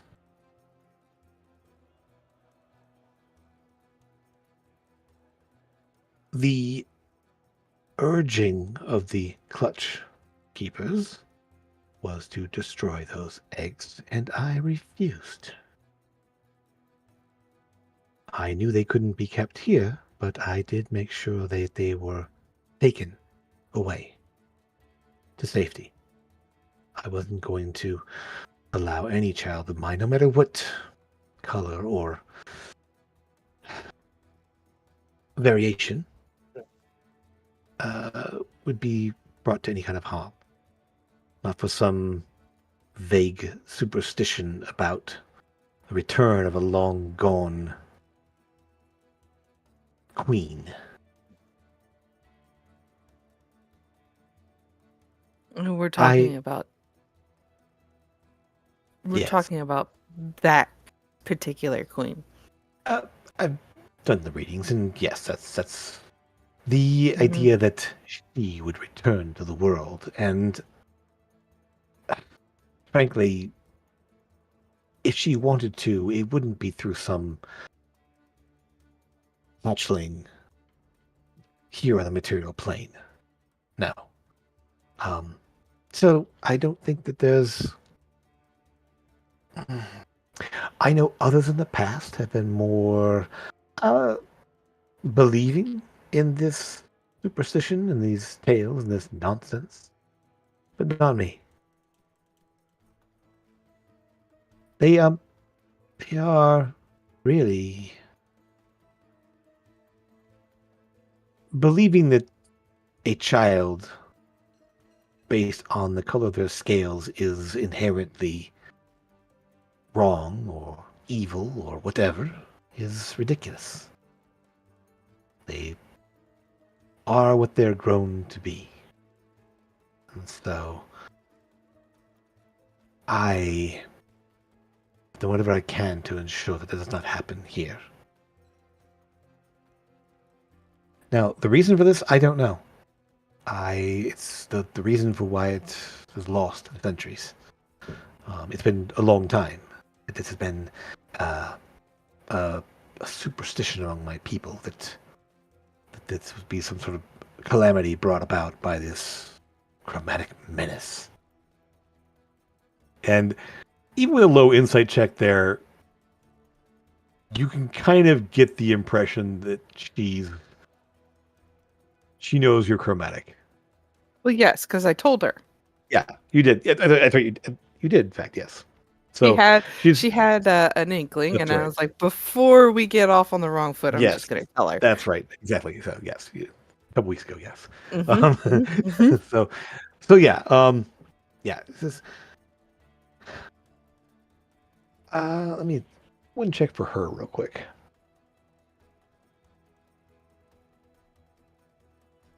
Not great. So I've never been able to determine the cause of this or what there. Maybe it has something to do with ancient power struggles amongst people holding over um, ancient animosities between our kinds. Well, our forebears. It's well known that the chromatic dragons themselves were fairly terrible by all stories and reports, but I'm sure that there were plenty of metallics that were just as bad. Yes, it's not the person, it's the environment. I mean, Nature there can versus be nurture. Hmm. there can be some nature based on, of course, certain biological urges or certain um, deficiencies in certain chemicals in the brain. Maybe I don't know exactly. I'm not really a medic. I know a bit, but not enough to know exactly. But the idea that an entire personality based on what color scales you have is ridiculous. But is there anything else specifically? Any other specific questions? So you said it was based off of a lie, but who started the lie? It's centuries ago, as far as I know. I don't even know how many generations back it would be. It's been told among my people for as long as I've heard of. My mother, my grandmother. Um, it's it's always been there. And when I became queen, um, I I have not been able to openly speak out against it. There are enough holding on to old prejudices. But I wish to make sure that I'm not trying to make. It's hard to change things overnight. It's Well, been yeah. more of a. Have been more changes in that way. The policies that prevented the taking of bounties in the first place. It was definitely one that we made sure that was done away with quite a while ago. But where it began, I couldn't say. Do I get the feeling that she knows um My mom to a degree. You don't think so. She's not. There's. I mean, again, not didn't really high enough insight to really get super into detail with Mhm. her, but more on the lines that she might know there are people out there helping chromatic Okay. hatchlings. Okay. Not who they are exactly. She probably has. Um, she's not. She does sort of leaning conspiratorially in asking about that, and they don't mention her mother, but I mean, um, in getting clarification about the children she had that were taken away, there are those who will help. And so I reached out to make sure that they were taken to safety. Where they went to, I don't know. I don't want to make sure that I don't compromise the safety of that endeavor. Mhm. Well, I thank you for your time. I Of course, of appreciate it. course. Um, yeah. So, she seems to be like I said, she's a bit of a scholar, but again, the impression you get is this knowledge is so far back, the origins of it are hard to determine. Right. It's something that's been there for as long as anyone alive is known. Okay. Um, though the active like hatred and or fear and or prejudice is lessened. It's still there. Okie doke. Yeah. To the So, library while everybody else is doing their thing. so more bug collecting happens, and off with various types of things there. More flying and scuttling and moving along there. A bit slow because checking on the kobolds that are kind of heading out along there. One of the nights that after we had a little bit of drink and Grim fell asleep there, I would have because he totally got me hit in the head that first night, I told you to duck. and I would have let him fall off Sure. the carpet, Yep. totally right on the I'm ground. gonna high five you for that when you get back. Yep. Don't. Yeah. So again, probably a couple. A little more falling damage than you took from claw damage, but definitely probably a good probably dropped about 15, 20 feet. No, I would have gone down to like No. No, If you wouldn't have. if he's hitting his head on a stalactite, then he's about 20 feet up. Yeah, I did. So, yeah. Um, yeah. We're And gonna he go doesn't 15 up. he doesn't count to tell him to duck after he hits it. Mhm. All right. Funnier. All right. All right. Yeah. So between the smacking your head on the stalactite and then falling the 15 feet to the ground there, you probably took about good 8 or 9 damage. You Um, don't speak Dwarvish. You just been cussed Oh no, out I speak really Dwarvish. I totally speak Dwarvish. I've Yep. got Dwarvish. Uh-oh. He's got Yeah, so Dwarvish. Oh man. He's cussing you out in Dwarven and you know every word he's saying. So I yeah. will absolutely reply back in perfect fluent Dwarven. That's what you get. You got us involved in a fight. You smacked my head on the thing. You're just jealous because you lost 5 gold. I did lose 5 gold. This is now the That's second what time. This is what it is. This is Second time I've lost to you, so that's what you get. Yeah. Okay. All right. Hold my beer. Okay. One more Challenge beer. accepted. Challenge accepted. Oh, So my the dear. Tatara and Amethyst having their color changing jar of bugs. Very spend some time there. Picked them up in the shop ages and ages ago, and I gave them to Satara when she joined us. There you I'm going to go hang out with Lucas. He doesn't have bugs. go. They're pretty We'll say color-changing bugs. you find Lucas in the library actually poring over some arcane tomes there, doing some research and stuff there. Give me a history check, Satara, Sora, just to see if you happen to find the right book. And This did not go well last time. I know, but it's gonna go right sometime. I mean, Not this you time. find similar information. Essentially, you don't find any direct information. It's more just vague stuff there because again, they're not going to write this down in a book specifically. This is kind of almost like a big secret for them. It's more just that it happened. More that it was a darker time in their history that they've made progress from, but there's still lingering resentments and issues. But the basis for it, again, you're not getting any of those details there because that would be very obscure. That's why Right. I had to roll Mhm, roll higher. But again, Lucas, you help me find find this stuff. so you see Sora looking through some history sections in the library that you guys are at. To be a little bit more specific, you probably see Sora with steam coming out of her ears because this is hurting her brain. I am not I a mean, history person. if you want to give me a history check there, Lucas, and see if you can kind of spend a little time with that. What are you looking for, Lucas? Not brilliant. Yeah, you find some mentions, nothing specific. You really are down to it. Definitely was something that happened. Like the change in this happened about roughly based on the written text and some of the timelines you kind of piece together here, about 600 years ago. That's a Roughly. long time. It was, yes. Essentially, it was before like the modern day cities had all been grown to the level they are now.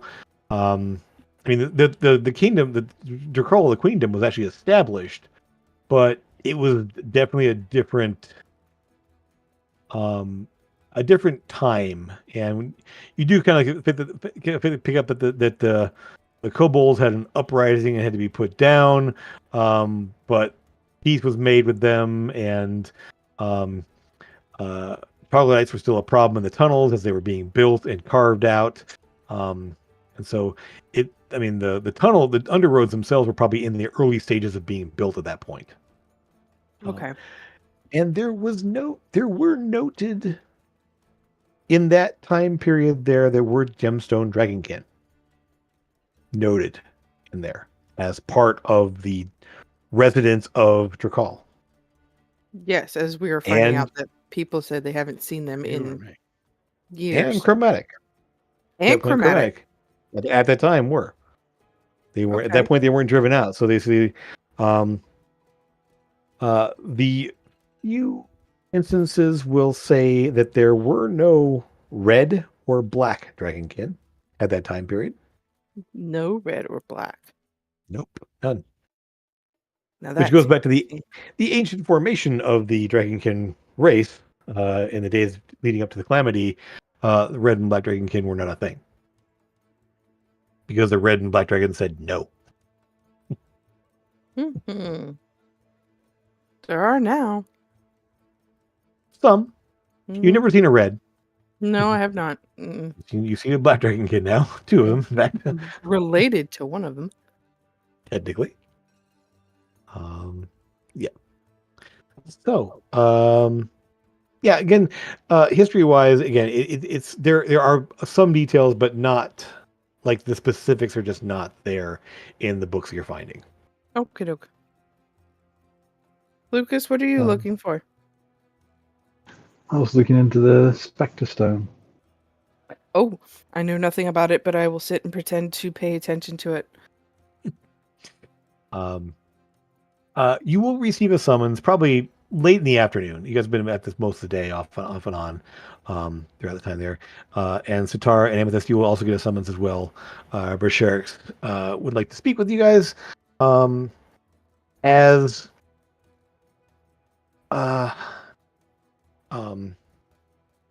obviously there's the ongoing investigation what's happening in the city and how it relates to what's happening in the underroads.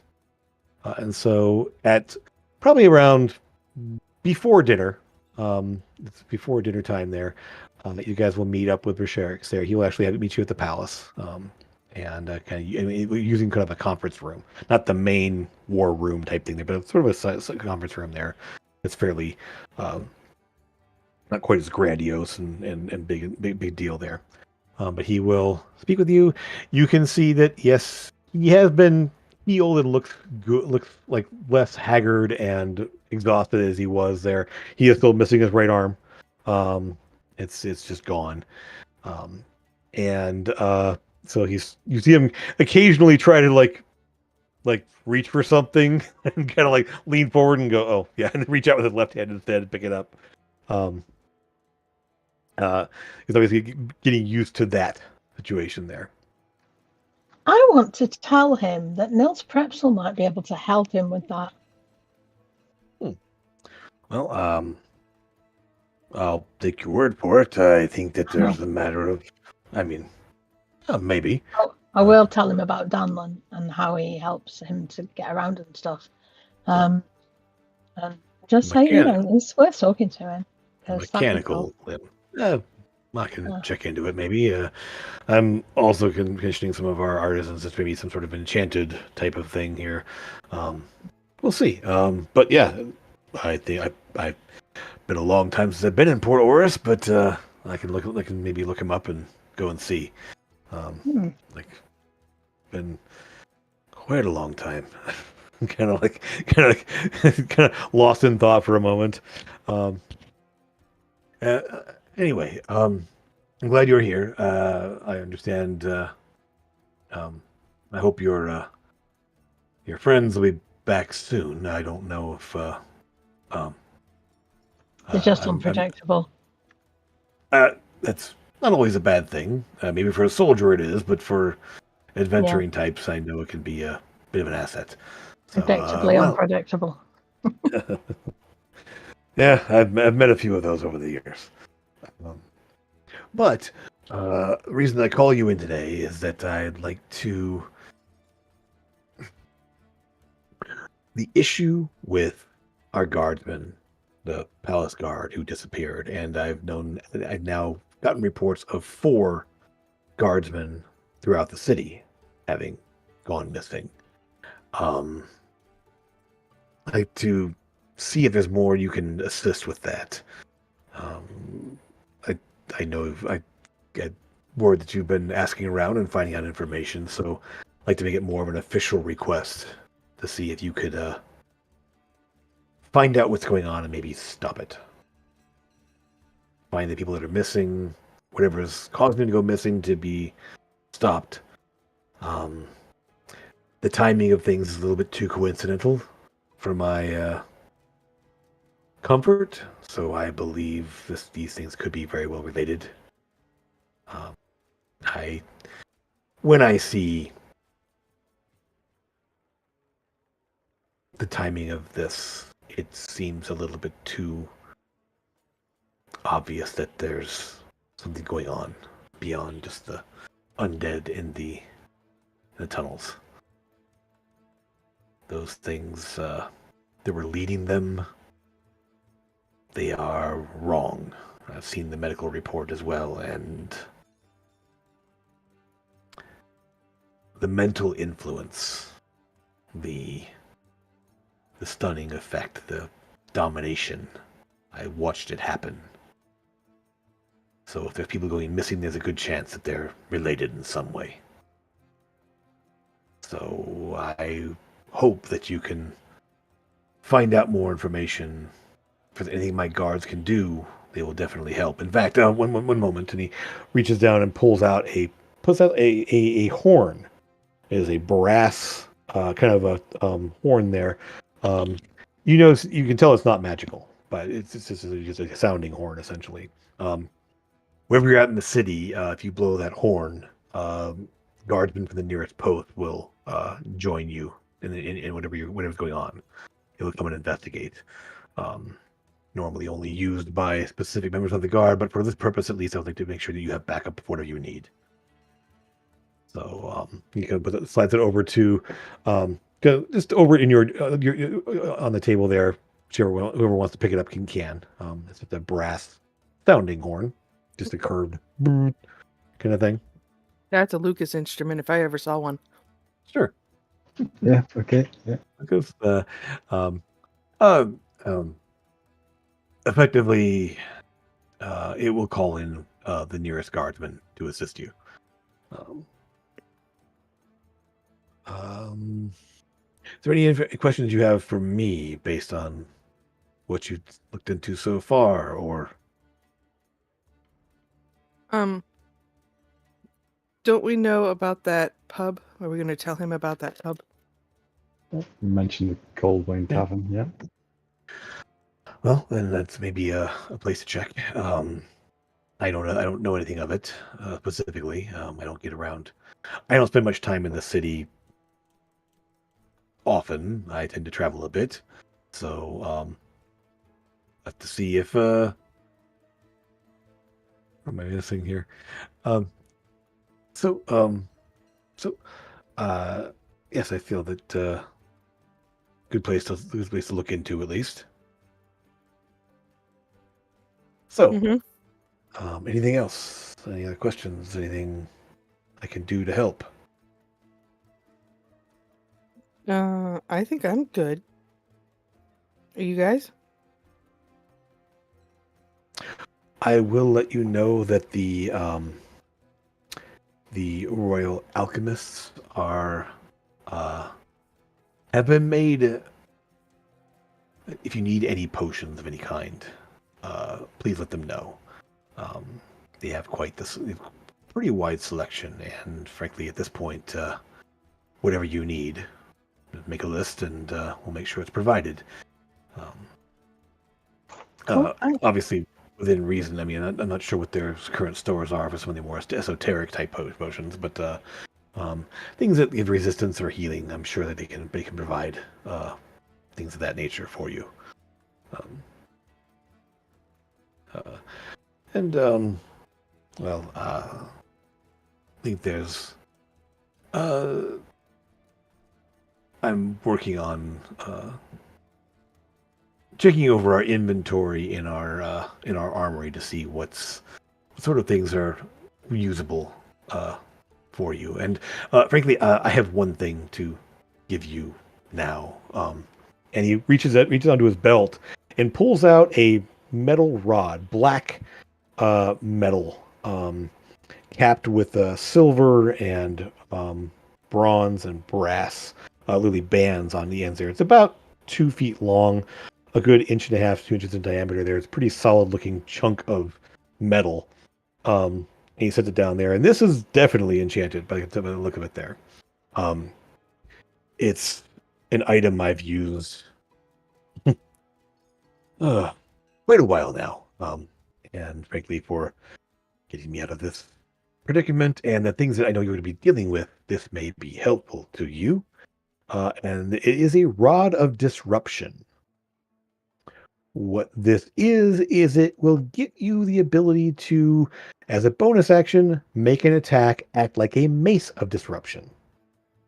And by attack, I mean melee, ranged, or spell attack will have the disruption effect added to it.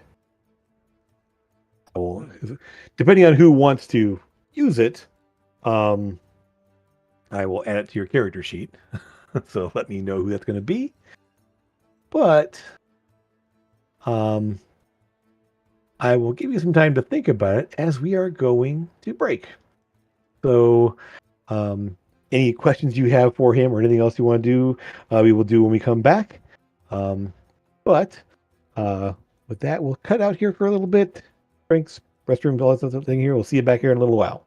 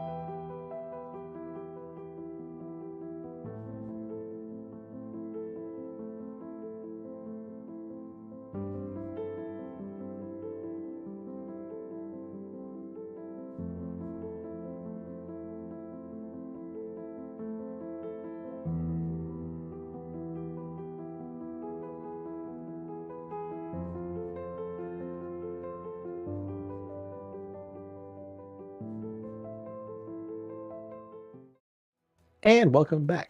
We are here in the city of Zincrell. And we'll cut to the next day as Esk and Grimbar have kind of come through the gates there, kind of blinking at the light as it is early in the day, and just kind of having to adjust. Esk, of course, you're not happy in the sunlight anyway, but you kind of move off to the side where there's some shadows of the buildings and you kind of get out of the direct sunlight for at least for the foreseeable future. Did you let everyone know you were arriving imminently, or are you just gonna try to find them in the city once you get there? So is this one of the times that Sora would be pacing out in front of the entrance? That's what I'm trying to figure out. I mean, There we go. Yeah. I think we would have told him the night before we would be there around.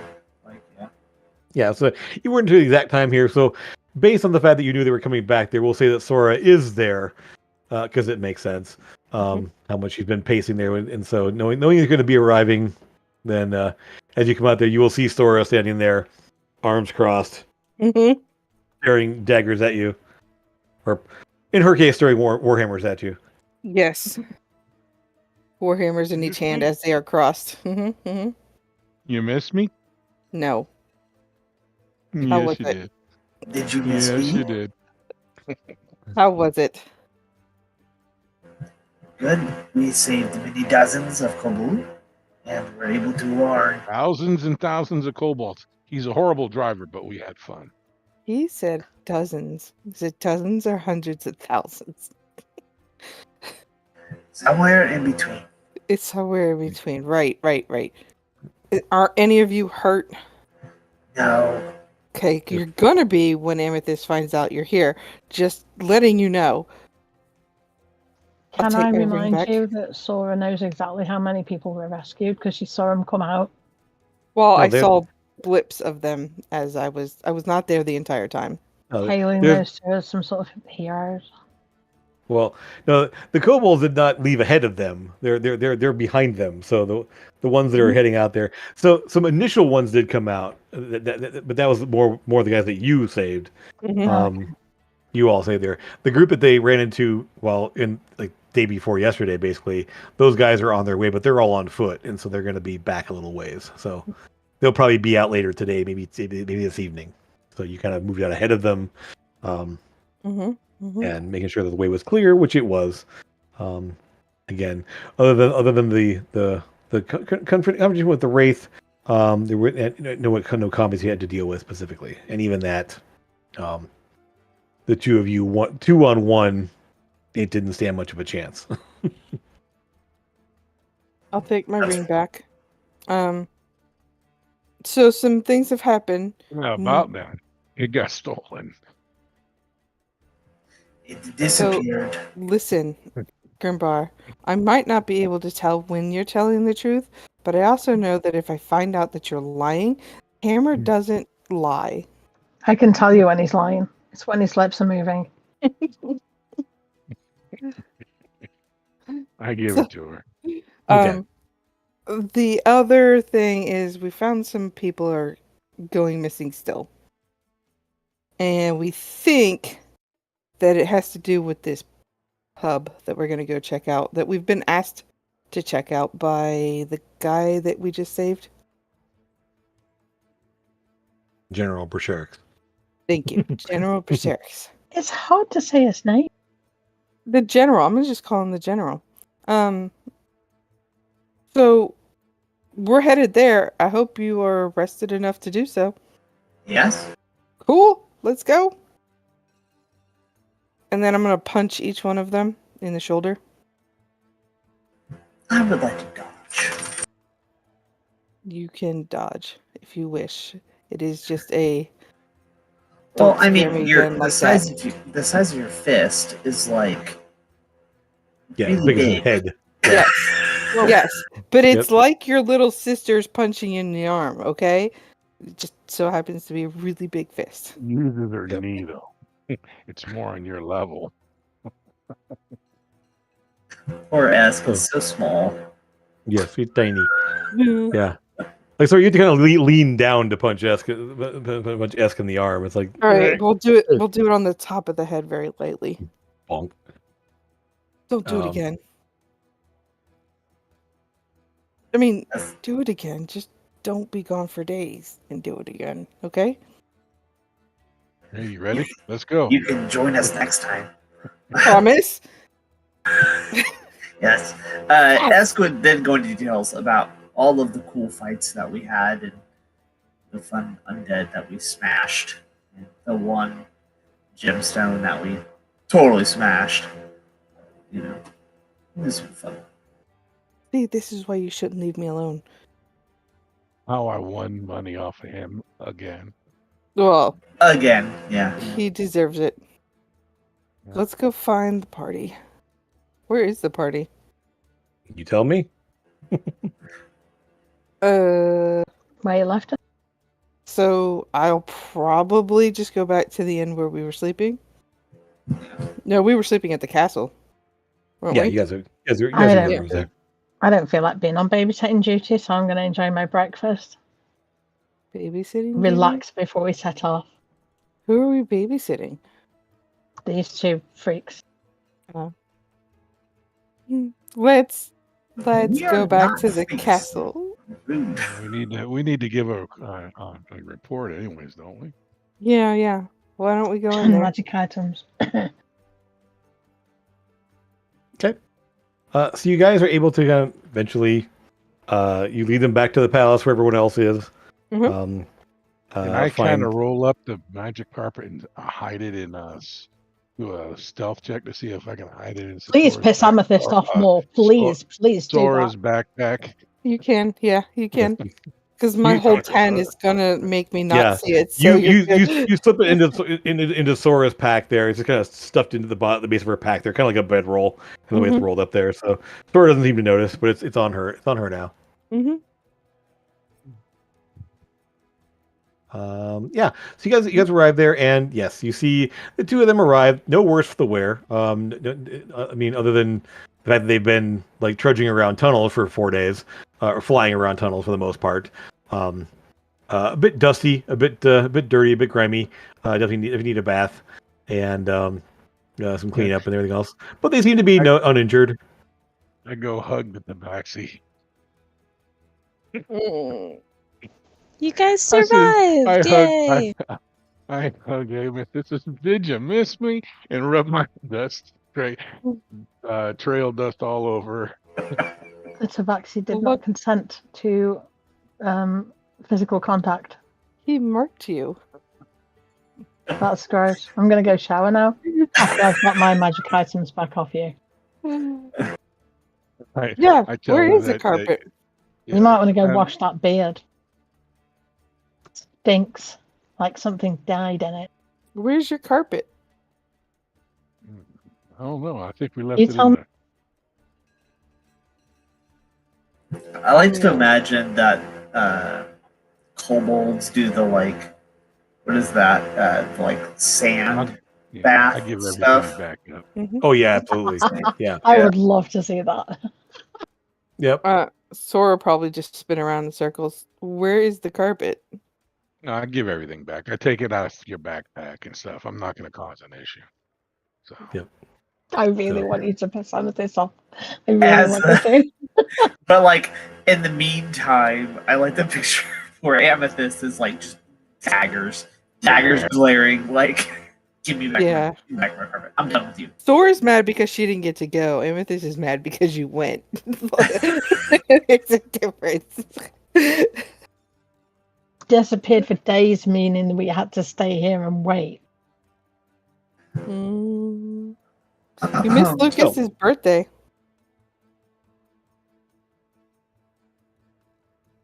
Yep. Lucas's birthday was 2 days ago. I'll be bummed. I said, "Did you drink a lot?" And I look at Lucas. Yeah, I drank quite a bit. He did. They kept buying him drink after drink. He didn't pay for a single one. Even Sora drank some mead, didn't you, Sora? So we're not going to talk about that. Yep. Grumble something in Dwarven and walk away.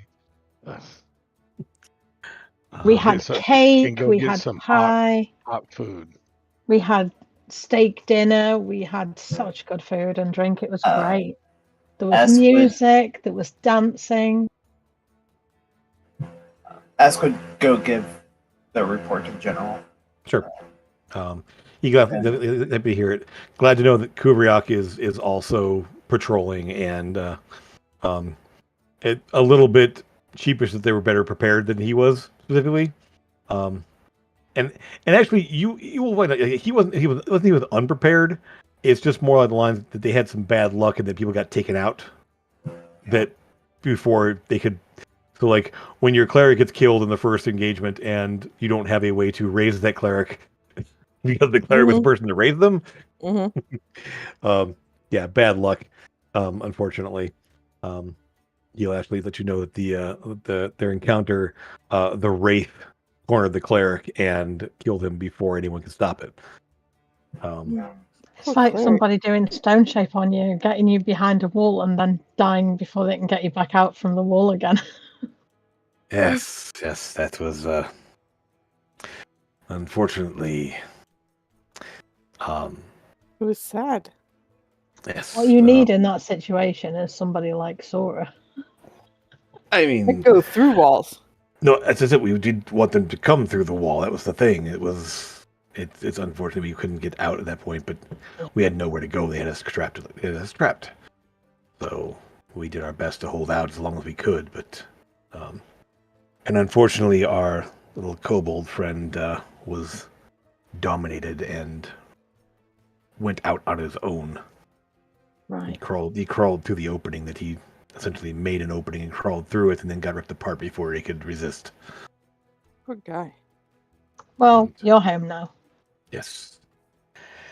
Yes, I am. And he kind of looks around kind of like a little odd look on his face of like, is this really home? I guess it is. And if we can prevent anybody else getting hurt, then obviously we're going to try the best we can. Oh, no.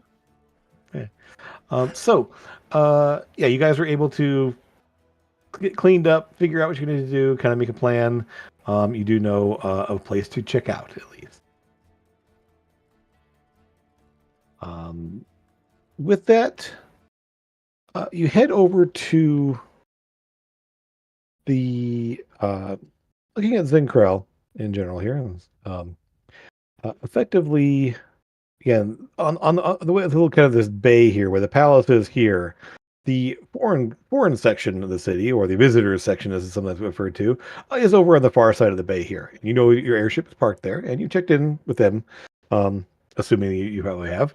And they're restocked. No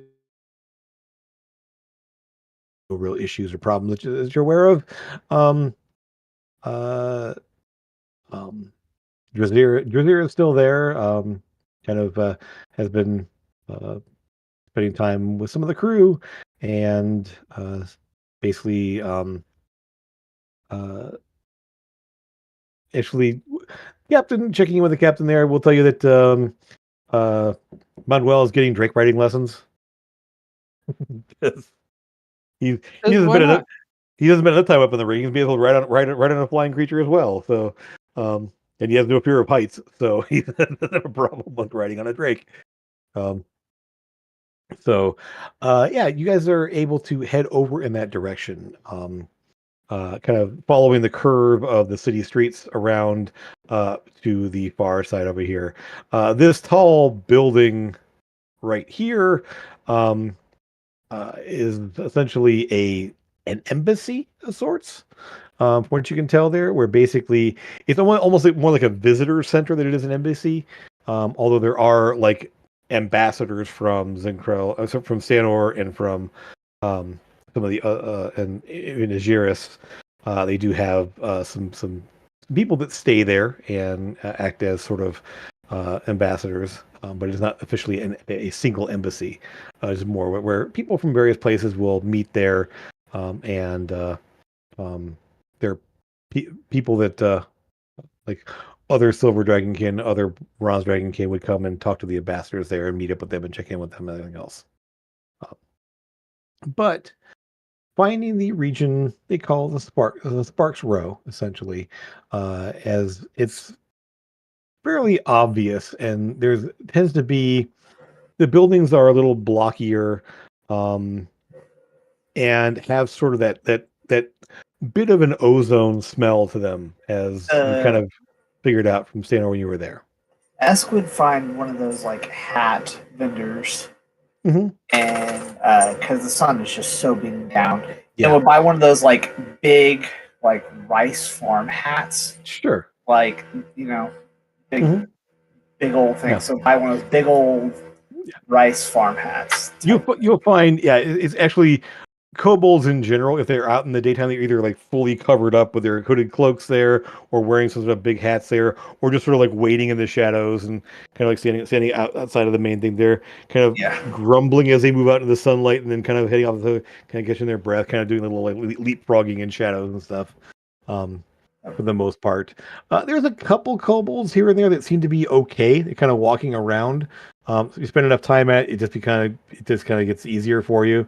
So some kobolds are a little less sensitive than others, but you're able to get over to Sparks Row, and it's not difficult. Asking around a little bit, you will find he'll kind of point you in the direction of the tavern in question, Cold Wayne Tavern. It's kind of a blocky square building, 2-story, and layout of like most taverns you expect, maybe upstairs having rooms available and then a large open space in the bottom here.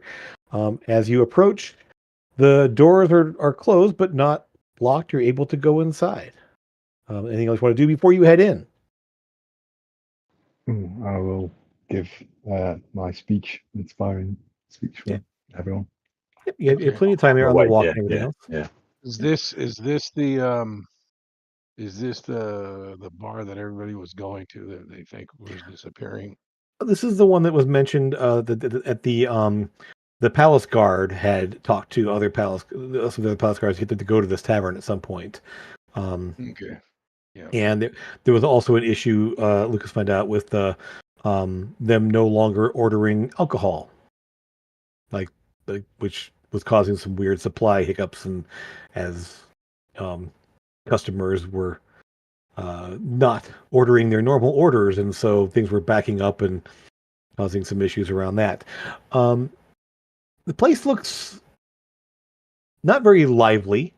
The windows are they're not dark. There's light coming through the windows.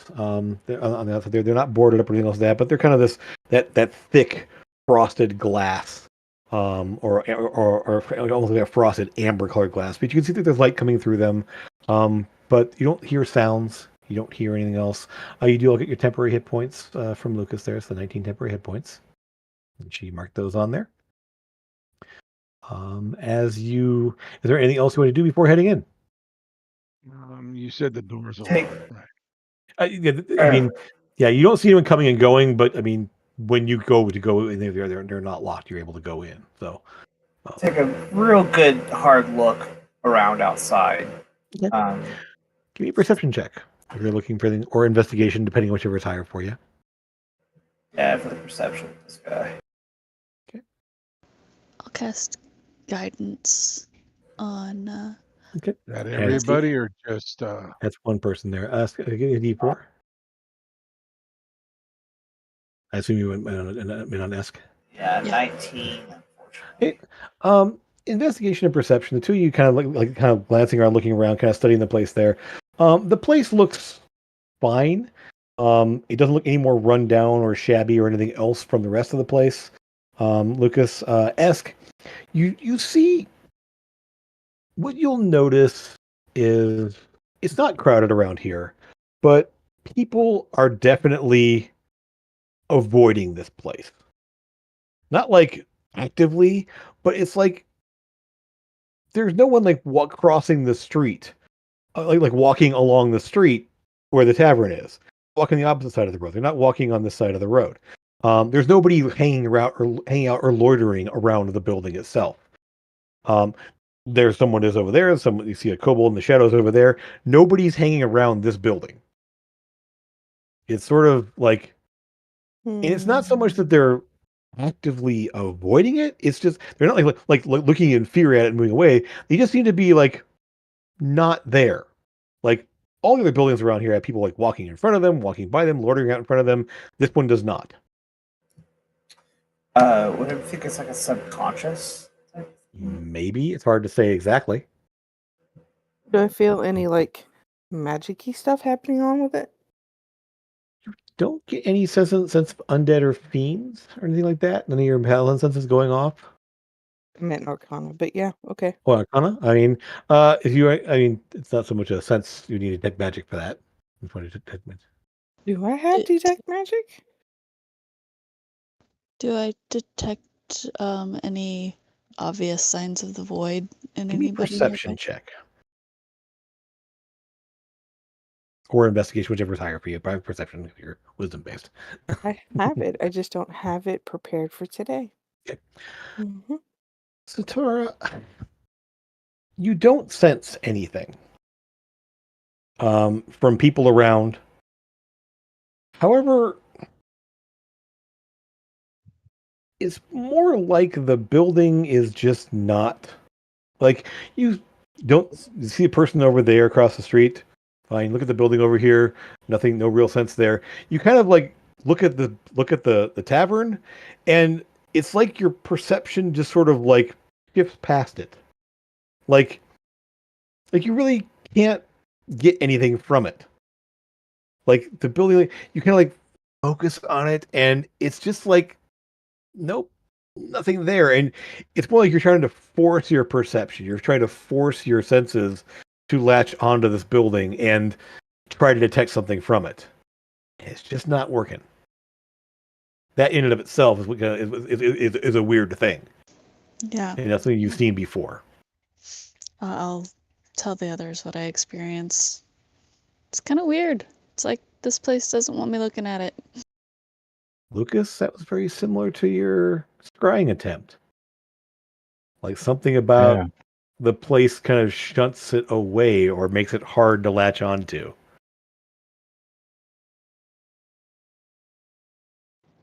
Don't like that. Anything else you like to do before heading in? Do I feel like that's similar to when I was trying to scry on Wraith and he was pushing me out? Not quite, no. And in checking with Lucas because he's tried to scry the other day, he sort of had two issues.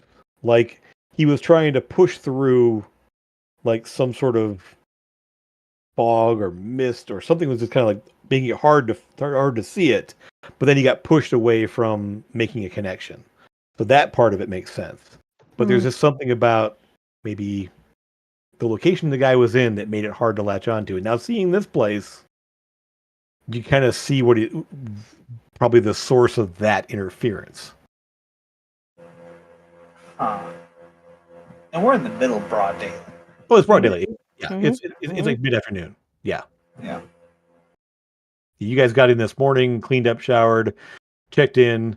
It's probably around 3:00. So sun's pretty high in the sky at this point. Hear anything coming from the door? Because I'm gonna walk up to the door and listen. Isn't there? Yeah. It's quiet. You don't hear any sounds of music. You don't hear sounds of talking. And you're kind of strain a bit there, but you're certain you don't hear anything. Is it like one of those? Should have been. You should hear something, but you don't. I mean, a tavern doesn't have at least people talking through the door. I mean, it's a pretty solid looking door, but you should be able to hear like music or talking. I mean, unless the place is deserted. I mean, it sounds like it's like there's just no sound coming from it there. It's almost you can't tell if it sounds deserted. Are there any windows? Just kind of that frosted amber colored glass. You can't see through them, but you can see that there's light coming from them. Can we see anybody moving around inside, like shadows going past or? You watch, and no, you don't. Let's go in then. Yeah, so I open the door. Before we go in and do fights, I just realized on my character sheet, I noticed that my aid was still equipped. So if you Okay. still have your hit points from aid, make sure you take those off. We They go got away the when you do one temporary thing. hit. The We have temporary you have, but the You've got extra maximum 19 hit points you temporary left. hit points, yeah. Yeah, everybody But- got 19 temporary hit points, but the last game we played, I cast aid on me and Grimbar, I know for certain. Yeah, Why so are you the ex- assuming this is going to be a fight? It might just be a lovely little place where we go and have nice drinks and, Fine, Nice. that's what we do, but I want to make sure our hit points are at the right place. Okay. don't- And I before we don't walk have in, I that. do want to loosen my flaming scimitar in its sheath, real easy, quick draw here, just So the in door- case. Door is at the bottom of the screen. When you walk in, lights are on. Hmm I'm gonna do my best to be stealthy. You're walking in the front door of a tavern. It's hard to be stealthy. Yeah. Well, Mm. but I'm not. Unless you're I'm not invisible, trying yeah. to blend. No, I'm not Sure. blending in the shadows. But I'm just saying, I'm not gonna stand in the door and stuff. Sure, you move off to the side there, but again, it's like there's no clear place to hide unless you want to duck under a table. But as the door opens, there's 1, 2, 3, 4, 5, 6, 7, 8. 8 people inside who all look up at you simultaneously. They're As quiet. Grimbar goes to sneak, I'm going to put my foot out so he trips. Hi, everybody. They just look at you. I'll put Zatar in there too. I heard that this place was a good place to get some drinks. So just to so you see here on the right side are these little like raised tables in these little alcoves, kind of private looking tables there. They're only about like only a step up about maybe a foot or two up. Like there's a step up there into these little alcoves there, but they're walled all the way around, so they get a little bit of privacy. Tables all around. You will see that the bar back over here, big fireplace over here, a large raised what might be a stage, kind of in the middle here. And you'll spot is the bartender back here. There are these little lizards, sitting on one on the bar, one on the shelf behind her. They're just sort of sitting there. And as you watch, they give off little sparks. It's little sparks kind of just jumping from these little guys here. Would I know what they are? Maybe shocker lizards. I spark too. She is definitely a bronze dragonkin there behind there. Everyone else is sort of a mix. They all just sit there looking at you. It's quiet. They're not talking. They're just sitting there. Some of them have Any drinks in drinks? front of them. Some of them No don't. drinks? Oh, okay. Some do, some don't. You don't see them taking drinks of anything specifically as you watch. They're all just looking up at you. Is that blood on the stage? It's hard to say exactly there. It's it might be paint. It's hard to tell exactly. It's all dried and up, whatever. There's nothing fresh there. It's a bit messy looking, like it hasn't been used in a long time. So it's also very kind of dusty and it hasn't been cleaned off in a while. There's some alcohol stains, obviously. It's just kind of messy. I'll just say that.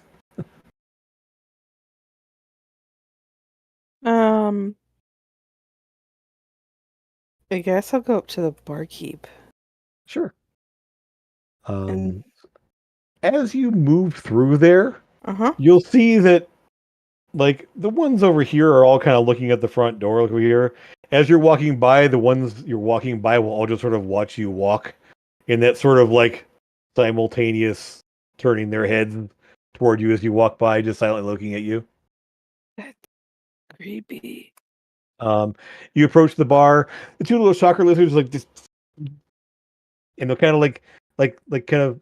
Well, the one up here on the bar is just lounging there. The one on the back is just sort of perked up and looking and kind of hugging his head back and forth.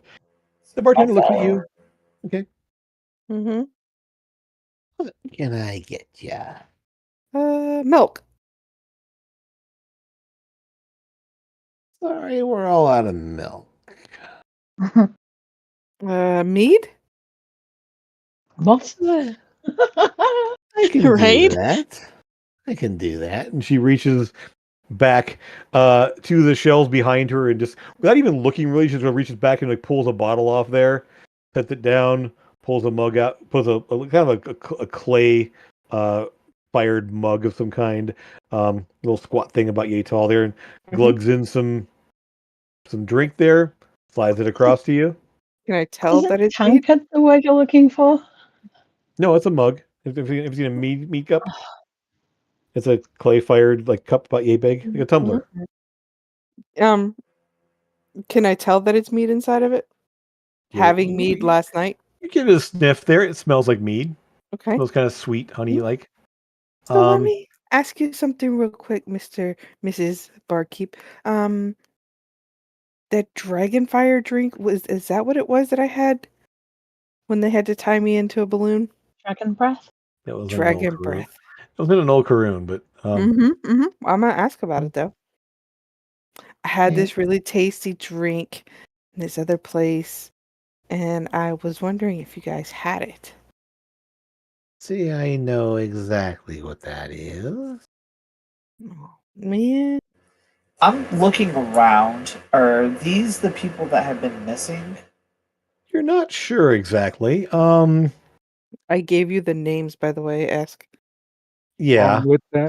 Along with that, Um, And only one descriptions. that only one that I know of is the one that I saw on the tower. So I'm going to be looking kind of you close. don't to see get that him. one.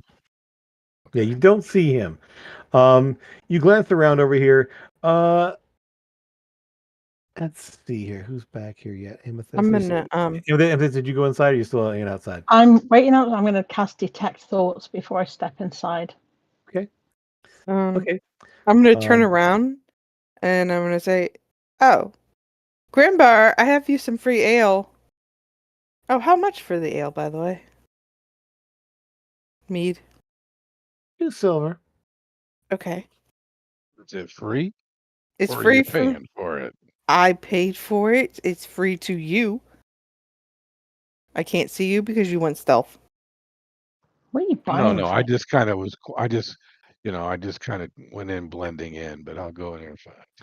Even that would go past Sora's perception. He went in stealthy, but then I tripped him up in the doorway.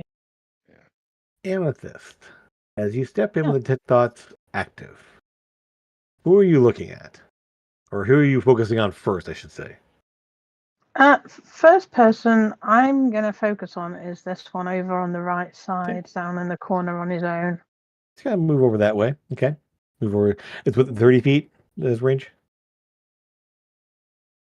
I think I want to say it's 30 feet. Anyway, you look at them and surface thoughts are not there. Mm-hmm. Like there's just no surface thoughts. That's what I expected. You want to push? Yes. Okay.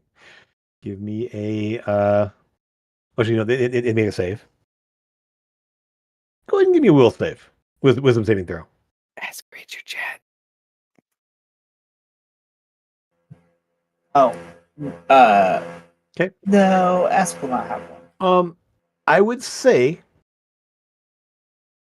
the second you push past the surface thoughts, you just hear static. Just a grinding, awful, crunching static. This fellow right here. Mhm. I want to look at his eyes, turn and then look at his eyes, see if I see see if I see the mess we saw in the eyes of the other dudes. You pause and stare at them. He sort of looks at you. However, there's a sudden shift as this one. Sorry, move. There's a temporary thing, and this when you hear the static, just a grinding sound there. All eyes turn toward you, and as you see them turn to look toward Amethyst. No hostility, just turn and look. Mm-hmm. Is the sound, is it similar to the sound we heard when we got rid of the book? Yep, Okay. same sound. All right. I And will reiterate that to my friends. so Tara, now that you're inside here, you can feel it. Did you say that out loud, or No. did you set up the telepathic link? Nope. Well, You I didn't didn't. set it I up. wish I You can- had. I didn't. But what I will do is telepathically tell each of you. Individually? I mean, Do, I do can I do that. Okay, do so I Don't feel waste Tara, it a from 6-level spell. individuals or just in Don't general? waste a 6-level spell. yes and no. So what you feel is there is something as you kind of it's hard because well, give me a perception check. I want to see what kind of details you get from this because you definitely feel it's here. You don't need a perception check for that, but getting the details is where the devil's in the details, as they say. So what you will get is there is a little tendril of darkness to each one of these. But there is something much stronger somewhere. You're not sure where, but there is something larger here. Something more intense. And it's sort of overshadowing everything. It's part of the reason you're kind of sorting through the noise of, yes, there's a little tendril of darkness in each one of these guys, a little bit of the void, but there's something much like louder and more intense from somewhere nearby. Where Okay. you can't tell yet. I will telepathically pass that on to Amethyst. Okay. So back to the bar here. So Sora and Grim, you will see that when all these guys turn their attention, like turn and look toward Amethyst, Mm-hmm. the barkeep does too. Mm-hmm. Just I'm for gonna a try moment. I'm gonna Just try for a and moment. snap her finger. I'm gonna snap my And she's fingers. gonna Hey, hey, hey, looks hey. back at you. I heard. Rude. Well, listen. You Really? were supposed to be talking to me, not looking at my pretty friend over there. Listen. I hear that there's a drink you guys used to supply that you're not supplying anymore. Just kind of like gestures to the wall of bottles behind her. Mm-hmm. You'll Yeah. note, even without a perception check, you'll note they're kind of dusty. Mm-hmm. They haven't been moved around a whole lot lately. Mm-hmm. I mean, not like coated in dust. They're not like Correct. grimy and dingy. There's just dust on them that you wouldn't expect in a bar. Do I Where they're see them drinking? nope. Some of them have drinks in front of them, but they're not drinking them. Mm. Is there a drink? No, Is there I'm a gonna drink on this smell the- table? I'm Yes, gonna there is. smell the one that I have in my hand. It smells fine. I'm just gonna take a small sip. Was it ale or mead? Mead. Mead. It tastes okay. I mean, there's not really it hasn't gone off or anything else like that. I mean, mead takes a while to go. But it's not like it's gone bad or anything else. It tastes. You kind of smell it there. It smells like mead. We should smell. I'll take a drink of it. I won't be rude. Okay. It's fine. It's mead does have a little bit of effervescence because it's fermented like Yep. sugar, so it's a little flat. Like you feel a little more of a not carbonation, but a little more of a effervescence to it there that should be there. It's not there. It's just kind of flat. Tastes fine. It's just a little flat. Is Really there- specifically, it's like drinking green beer. It's all. Yeah. Yep. Lucas, you say? I'm going to sit at this table and say, you know, how's it going? What are you drinking? It sort of looks at you, kind of like, he kind of looks down the table there. Nothing. And there's no drink in front of him. Just sort of like blankly looks at you. And for the first time, this one will blink, and he blinks a set of black eyelids. Oh, that's creepy, dude. Like his eyes don't close. Just there's a little click of there. You don't see anything else odd about him. Like there's not like there's anything like monstrous or weird about this guy. It's just the eyes. You've seen a lot of other corrupted things like that so far, and it's not. You don't Are think these Hmm. the ones that we can get back and save, or are these the ones we cannot save? you're not sure. Hmm. You're not sure. Fun. Okay. 'Cause again, you don't know. Like I would say this, Hmm. you do, without knowing, like studying them a little closer, especially with them being like unconscious or whatever else. That there'd be no way to tell for sure. This looks a little different though. The guy you were talking to, the guy that had the parasite inside that you had to put down. Mm-hmm. That guy was talking and acting somewhat normally. These guys are not. I say these doorways, are these doorways all closed? Yes, they are. I'm going Oh, to go this is all try the closed. doors and like jiggle the Mhm. handles. That's why I walked over there.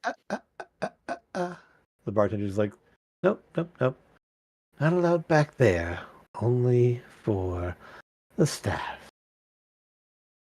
Can we get a job?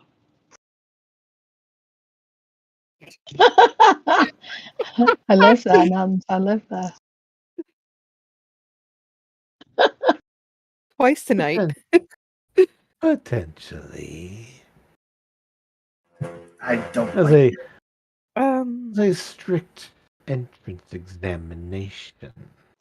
What's that? What's that then? You'll have to see when it's time. How will we know when it's time? When the examination begins. When? Grimbar, I'm whispering you. Okay.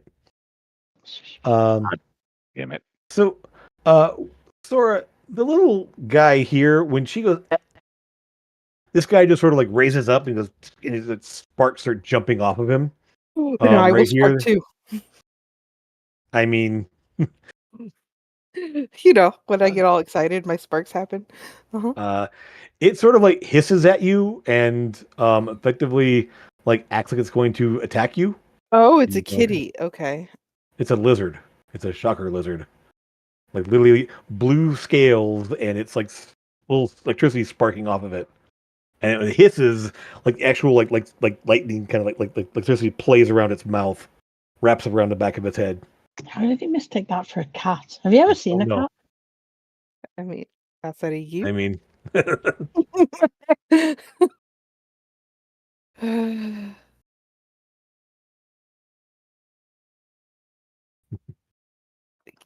Okay, okay.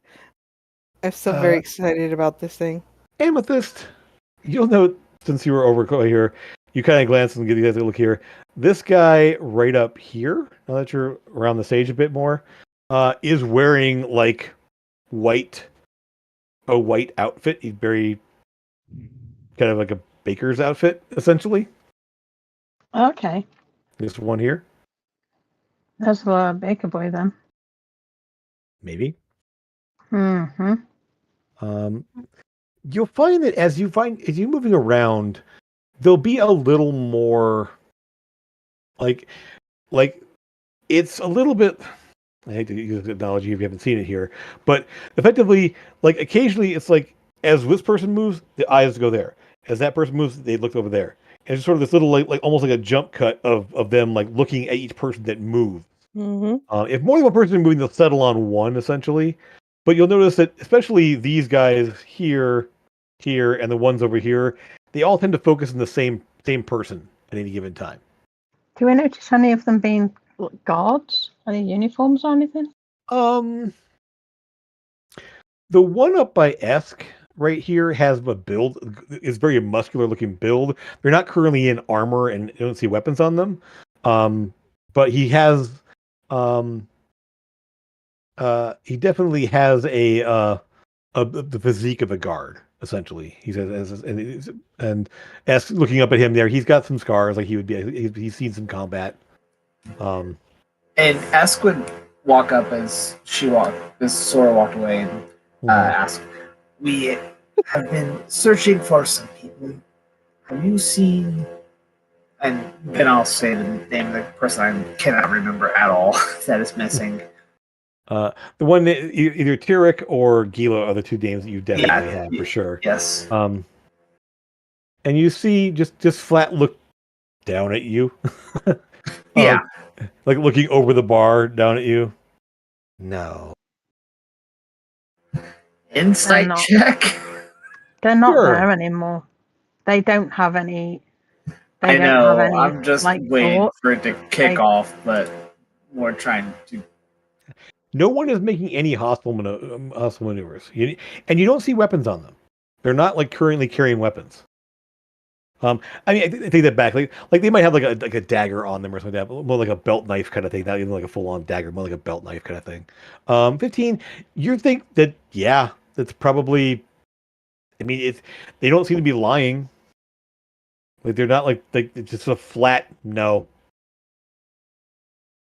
So Sora starts singing. What is Sora singing? Just random songs that she learned from when she was a kid. I am, so that you're aware, Jim, I'm trying to make a distraction. Okay. I'm trying to get all eyes on me. That's why I'm being loud and obnoxious. Okay. So it's easy enough to do. And you with being as loud as you are, moving up on the stage there, area there, the eyes are mostly on you. Lucas, are you heading over to that door? Yeah, I'm gonna try the door. Okay. It's open. It's like it looks to be like sort of like an interior door. There's no lock on it. As you look inside here, this space is. Let me just reveal that real quick here. A secondary sort of seating area. A big old spot. Kind of glance there. The hearth, which is not lit, by the way. The hearth is currently not lit. It is just cold. Like it hasn't been lit in a while. You just see a big empty room. There's nobody in there. Kind of look back and forth. It's a bit dusty. Like it hasn't been cleaned up in a while. In fact, you'll notice that there's still some drinks sitting on there that haven't been picked up. There's some food on the table back here that seems to be, by the look of it, kind of growing green stuff on it, like mold. Like, ugh. Like no one's really been in here in a while. In this room, at least. Yeah. Has this place got a second floor? Are those stairs? Those are stairs up, yes. So there are stairs going up here. There, what you'll notice, however, is that at the second store, like right up here, there's just some like an overturned like dresser in the stairwell. Like somebody pushed a dresser over in the stairwell, just left it there. Like you could probably get over it and up there, but it's clear that no one's been up there in a while.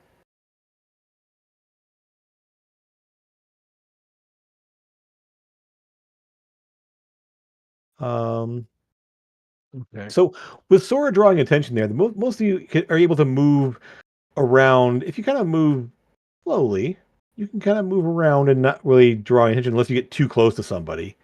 If you want to I'm gonna go by this door here. go ahead and stealth, give me a stealth check to see if this guy notices you walking behind him as he's staring up at Sora. I'll start I- shouting even louder. Sora, get down from there! No! Really, It's really loudly, fun. like Satara, you over. should come up here and help me. Each Get all crazy. so it's like I have to do it because in Doctor Who, remember the show Midnight? Mm-hmm. The person there looking back and forth. Mm-hmm. As the two of you are talking back and forth, they're doing that. Like they're looking at you, looking at Sora, looking at Like Amethyst, they're looking watching at a Sora. game of tennis. Not it's that jerky, just sort of like yeah, Uh-huh. yeah, yep. So, yeah. So Grim, you're able to go slip past it. They don't really notice you. And I'm gonna check that lock to see if that door if it's locked. If it's not a I lock. can unlock it. No, it's not locked. You slip in. You slip inside there. When you get inside there, you will see it is a kitchen. No! All that for a kitchen. There is a door on this side over here as well. Back over this side. See, I am shutting it behind me. I was gonna say actually, I'm if you actually wanted to- slipping in. Oh, I was gonna say I want to follow behind you. Yeah. Oh, okay. If I can follow Give me behind a stealth check to follow behind. Lucas, you're heading over that way. Give me a stealth check there, Lucas. Heading over that way without being noticed by anybody. You are kind of walking by Well, you're kind of in this person's Everybody. line of view. Hey, am Um, I speaking well enough in Elvish, Amethyst? Okay. Lucas, as you step over to here, this person will glance at you, but you'll notice that they don't all glance at you as well. Like this person sort of like looks over at you, and then some loud voice up there looks at Sage, and they look back up at Sora. Like they saw you go there, but nothing really. Like this person saw you, but nothing happened. There are 2 doors there. If you guys, So wait for attention somewhere else and try one of the doors. It's The right on this hand one. I On got this- an instrument. on these tables. What's on these tables? nasty old food that has not like things that have, like stopped like mid preparation and just left there. Some meat that's just gone rancid and disgusting. Some molded over vegetables. Are these stairs? They are again similar to the other ones here. Like there's a there's just rubble and stuff shoved in the stairwell, going up. I grabbed. Like the second story is just like no one, and again dust covering it. No one's gone up there in a long time. Lucas, right or left? Which one are you going to do first? The right hand one. Okay, right hand one. What you'll see there is literally a restroom, latrine kind of thing. Oh, I guess Like I didn't. you glance in there. Don't know if it's been used recently or not, but it smells like a restroom. Yeah. Okay. I'll check this door. Okay. You guys will see. Let me just do this real quick here. If it looks like a restroom and it smells like a restroom, it's probably Grimbar's bedroom. Ouch. Move you back. That's more like stealth. I need a little space here so I can do this. Boop. And Lucas, when you open that door, you will see this. I can move you back now. So, whoop. So you open I'm going another door to, there, like- Lucas. I'm going to like step back to let Greg go in front. Lucas, when you open that door, everyone suddenly whatever's happened on stage there is ignored, and all eyes snap to you. Uh-oh. The bartender looks over. It's time for that evaluation to begin. Determined, are you?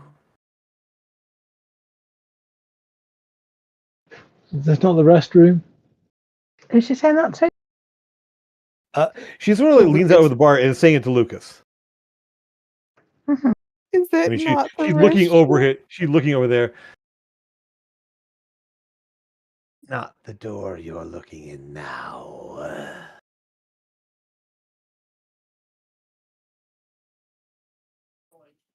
I'm gonna start making more noise, getting even louder with my singing. I Now, don't think it's working. no, At but like this I'm point, going it's to not just working. try. Like, They know they're it. all looking at Lucas at this point there, and the bar, essentially where he's at. You guys back here, you kind of hear a little bit of that because the door is open here at the moment. You hear that voice, and kind of the silence out there in the main room. Oh, now Sora's pantic. Mhm. What would you like to do, Esk and Grim? I let I'm Grim go in front, and I'm following right behind him. But I'm like hand on sword. Right. People head down. With that being, with what I heard, I'm gonna kind of whisper. I said, I think it's gonna start, and I'll point you towards the door you came in, and I'll come down this way. Oh yeah, I'll just come here, and I'll check that door. Yeah. Yeah. There are some like storerooms and washrooms and things back in here. What it looks like here, at least on those doors. I'll just reveal it. It's just a little storeroom, washroom area kind of thing in the back here. Like a dressing room kind of thing where employees might change their clothes or something like that. Looking at the floor, do I see like any footprints toward like a particular door? Give me a survival check. Ooh, or nice investigate, one. whichever is higher for you guys. Kind of Okay. seeing. And I have X-ray vision ring on, so I can Okay. see through a foot of stone. So Okay. I don't see anything. All right. So let me give you the survival All right. check. You will notice that the only foot traffic in this hallway is going through this door here. I'll tap on his Grim's shoulder and point. Grim, So, you will see what looks to be a storeroom No. through your X-ray vision. um, Yeah. However, it's fairly obvious. Basically, things have moved out of the way. In this back corner over here is a door that's been opened up. Like things have been moved out of the way, and there's a door on the floor right there, basically. So things have been shoved out of the way there, and you can see there is a door. It's not sorry, it's not wide open, but it's definitely like things have been cleared away from you. You can see the door on the floor. Okay. Lucas, I think you should close that door and go to the other one. I think that one's the bathroom. Lucas, so she says evaluations about is determined to have your evaluation begin. What would be your response? As Sora is like trying to get everyone's attention. Mm-hmm. If I see Grim and S there, I'll just, oh, sorry, wrong door, and I'll like close the door. Okay. There's a pause, and then no. Go through. Go on back. No, don't do that. Mhm. If you're all determined, maybe you should go. Determined to do what? I'm dancing. I mean, I think you should probably just get down now, to be fair. yeah. At this point, no one's really looking at you. They're all sort of No, looking at Lucas no. back there, since that's the only one drawing attention. I mean, it's like they literally are. It's like you don't exist right now. Their eyes are all focused on Lucas. Even as you close the door, they're still looking at you. So what's back there then? If we go back there. It's like they're going to tell you. Well, if they want me to go back there, they should tell me what's back there. You asked about being an employee. Well, that would be the first step. And you notice that her voice has gotten more and more like not what it was when you first walked in. There's an odd tone to it that's sort of like not really normal anymore. Let's just say. You know, like when the Duchess's voice changes and she's clearly speaking as the hag, that kind of thing. Is it like that? I mean, not. It's more just like there's a lower reverb under her voice that shouldn't be there. Like it's a little more growly. It's not like it's a different person talking. It's more just like the voice itself changes. Mm-hmm. Like with Duchess, it was obvious that she was talking, then she was talking, and they were different voices entirely. It's the same person. It's just, as far as you can tell, it's just the voice just suddenly drops and changes. Mm-hmm. Lucas will say out loud, if we're going, I think we should all go together. Mm-hmm. What? Good Yeah. idea. Good idea. Why don't you come with us? Crazy No. scary lady. Stay Okay. here and watch over the place. It's what I do. All right. Lucas, what did you get us into? I sent So the dynamic duo to go do this. show me where you're heading. Who's doing what? stealthing for all stealthing.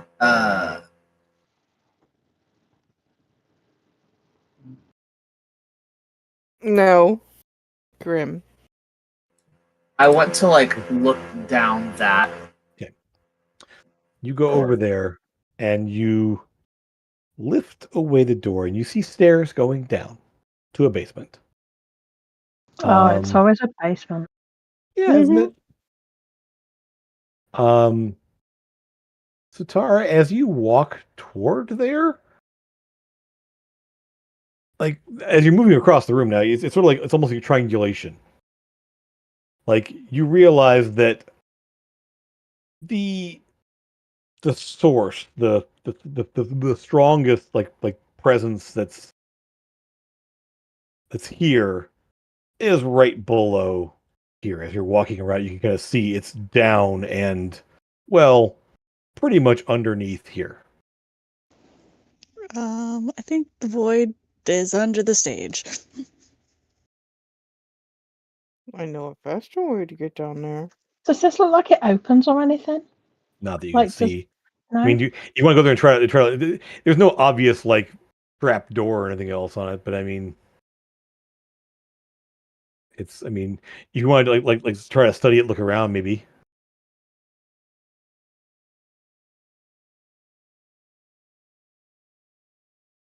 Give me an investigation check to see if it's even spot anything.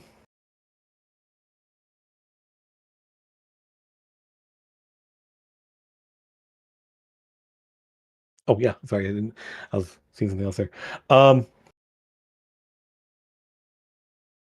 Uh, it looks like there might be some sort of a way to open up, but you don't like, and you realize that part of the reason why there's sort of a thing here, Needle like there may be something that opens up. There's a bit of a seam. There's all these little like tiles on it almost. These little like little tiny tiles that are all over it there, but like there's a bit like the line down the middle is a little darker than the lines everywhere else. Like there maybe it's a seam. Okay. It is something that I worried about when Sora jumped up there and started dancing, to be fair. Yep. Nope. Nothing gave. Sora, when you're on there, you didn't actually feel any like give to the floor when you're up there doing anything else. It felt like stone. Okay. So, ask.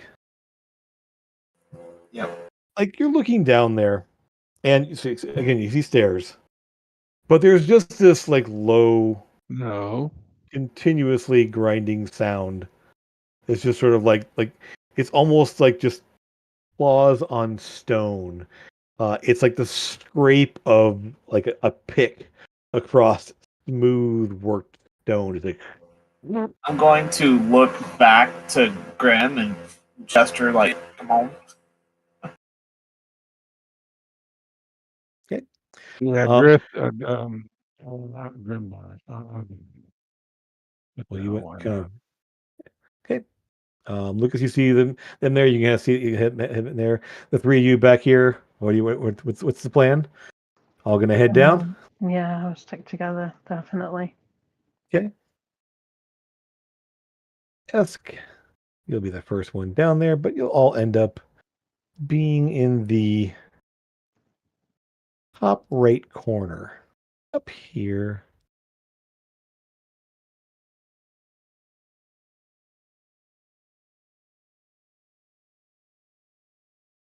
Good gravy. Well, Now, that's cool. when you, as I said, you all hear the sound, and it's just sort of this low. It's almost like that. It's that grinding sound mixed with that. You know when your ears are about to pop, that sort of like that muffled like thudding in your ears. And this is a sound. As you move down the stairways, you see there's like glowing bits of your lanterns or something on various places around here, and people standing around. Well, what looks to be a pit, but there are little writhing bits of darkness up the edge of that pit. They're just standing there, looking all at the pit. They don't acknowledge your presence. They're just looking there. More importantly, is this cheese? Sure. I'm just kidding. I don't like this. This is not great. They don't look at you. They don't acknowledge your presence.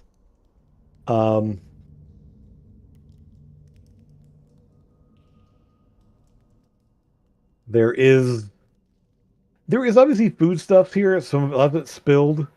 There's a smell of sort of rancid, rotting meat and moldy vegetables and stuff in the air.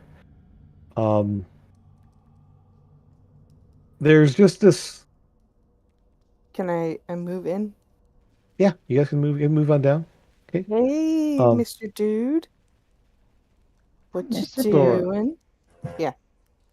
as you go to move out there, Mm-hmm. need you to give me a dexterity saving throw. Deck save. Yep. So good at those. Your favorite.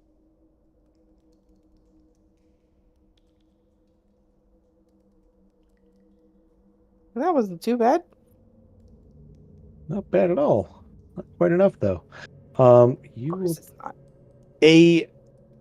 this guy doesn't even flinch as a black tendril of shadow lashes out to you as you step Oh no. and smacks into you for bludgeoning damage. I'm drawing my sword immediately. And you are restrained as it wraps around you and holds you in place. Amethyst, you've seen this effect before. It's a spell that you've kind of had visions of. Seen that. I don't think you currently have it, actually. I do. You do. Okay. And I yes. do, but it's been renamed. Yes. Okay. That's so. You've had visions of that of effect, essentially, and it's effect is very similar to that. Yeah, it basically lashes out and lashes on to Sora. I don't like it.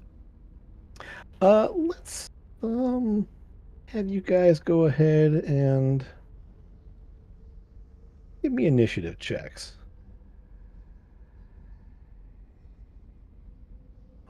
I'm using my inspirations.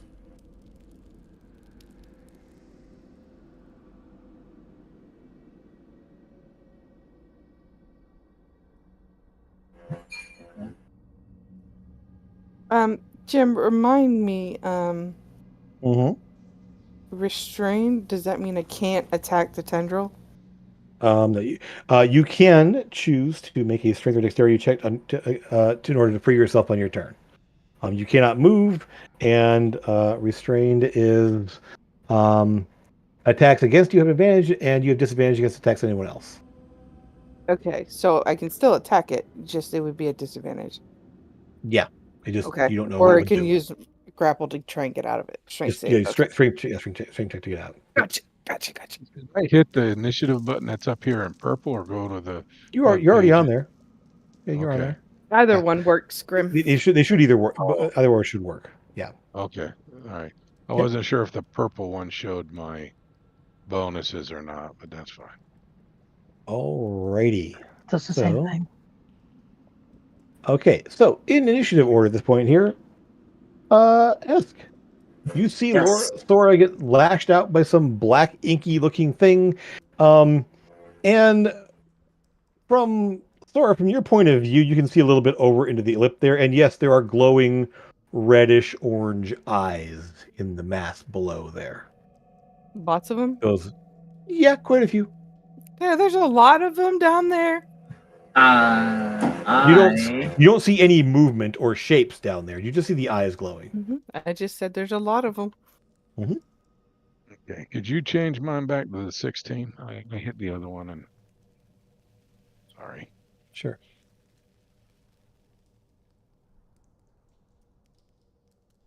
Let me resort. Okay. All right. Okay. 30. Actually, I need you to go ahead and give me a dexterity saving throw as you move into that space. You are good. A tendril lashes out at you, and you kind of dodge out of the way of it as it kind of thuds into the ground. Again, this guy doesn't seem to react.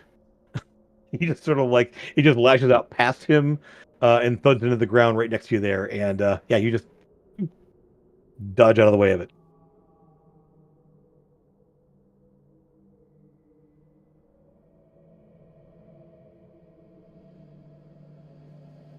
Okay. I will rush up, taking out my sword, and one of my attack actions, I'll go ahead and choose my first one, is I actually unleash a cone of fire, hitting this guy and this mess in here. Okay, go ahead. As I breathe fire, my dragon's breath. So they both need to make a dexterity saving throw, DC 15. Isn't that a thing that goes down below, or is that a creature It's that's like kind of up a pit. Okay, Cone. yeah, it's a They pit. don't rise lashed out from it there. It's a cone. It'll lip over the side, but sure. Okay. Dexterity saving throw what? 15? 17. 17. Okay, yeah. He will take half damage. Okay. Yeah, we'll have damage. So this guy here will... he doesn't react. Why Actually, are we? he'll take the damage. He doesn't dodge out of the way of it. He just takes it. Why are we attacking the Why people? are we attacking people? The I people wasn't. didn't I attack was. me. He got involved, but I was more aiming for this thing. Yeah. than I am for There's him. no reaction to it. The thing Um, here. I also the light from the fire. Did that brighten any of this up? You'll see that it'll light up the area around it, but the tendril of shadow that's grabbing the Sora there, like everything brightens around it. The floor above it, you notice that? It's just black, like flat black. There's no glossiness to it. There's nothing. It's just a flat black, rubbery-looking mass. It doesn't react to the fire. Can I go ahead Yeah. and swing now Sure. for the fire for my second, Yep. or for that tendril? You hit. All of that. Okay. Let me just do some real quick here. There is. It's like hitting like rubber with a blunt object. You kind of like it just hits, and like it looks. It's like you just kind of hit it and bounce off of it a little bit. There's a little bit of a flare of fire from your weapon there. It doesn't react specifically. It's hard to tell if there's any damage to it. You definitely hit it, a good solid hit, but it didn't like part. It didn't rip apart. It didn't like start gushing out anything else. That it's just like kind of thuds into it. Bonus action, I'll rage. Okay. And that is my turn. All right. Grim. Take a step forward and try to Mhm. cut the tentacle Go ahead and give off me an of attack. her.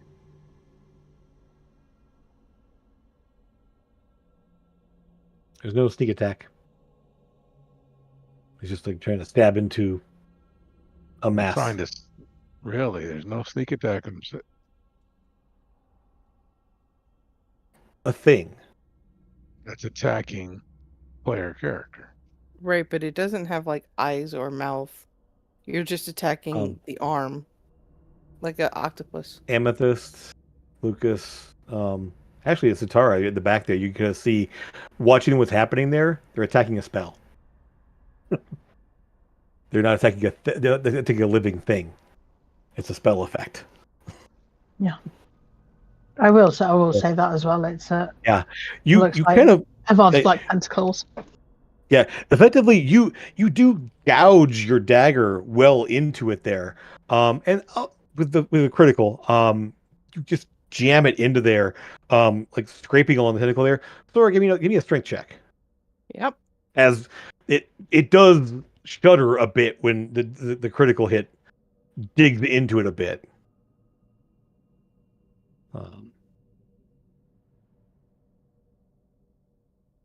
Okay.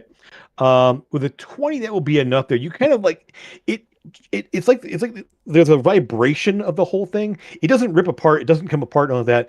It's just enough that the vibration of it kind of like you kind of jerk back suddenly from it, and become unrestrained. You knocked me loose, buddy. With the intent. There's no sound of pain, there's no like streak of anything like that. There's no reaction to it other than you kind of snapped a rubbery tentacle thing a bit, and Sora was able to kind of lash back out of it. Lucas, this you can't help but have flashbacks. Yeah. That rubbery mass of thing there that grabbed onto Sora there looks a lot like what you thought, what came out of the book originally before, but also yeah. And from your vantage point there, you can kind of see just over the lip there those glowing reddish orange eyes that you've seen in your dreams in the past. And the low grinding, scraping sounds. You haven't heard them for a while, but you're definitely hearing them now. Are these the same looking tentacles like we had out in the desert?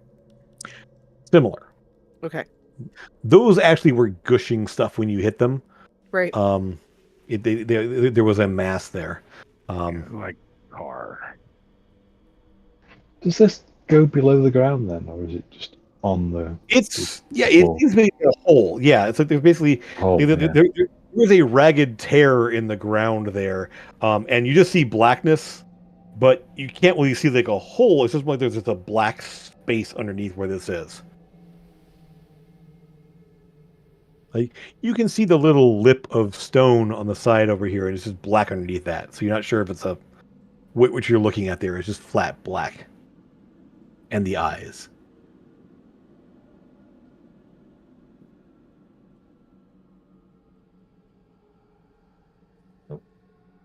Given what's happened to all the people.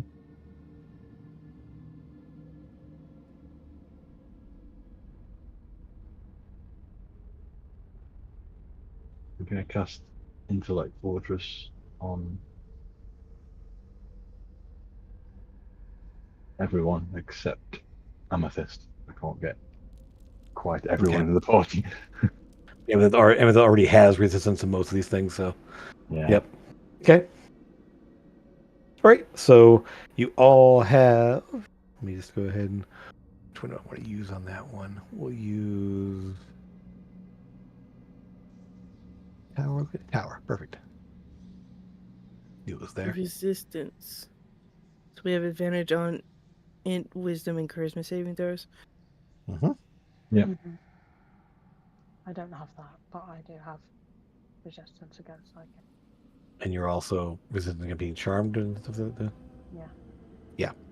So a lot of the effects that would be protected by that, you're going to be protected by anyway.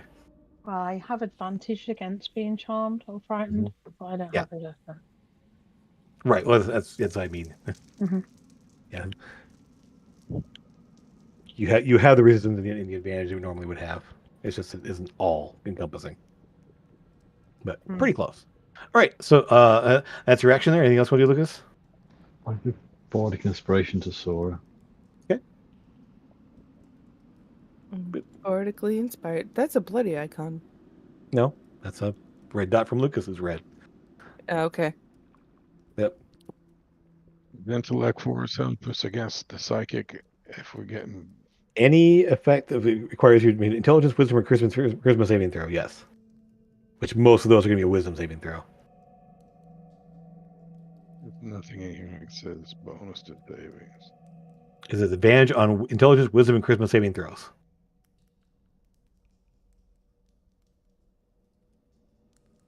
Yeah, I'm done. Okay. All right. Satara. This is the strongest presence you've ever felt since you've been here.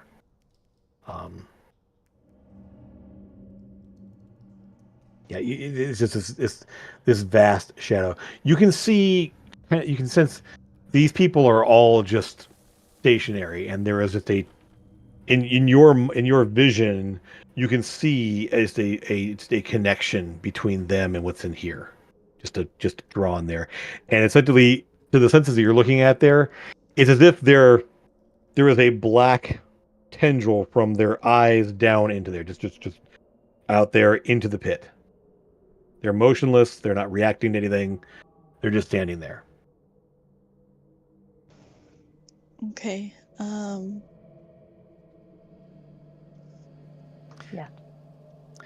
I would say you would sense this is not the entire void. This is a piece of it. Yeah. A larger piece than the book, but this is a piece of it.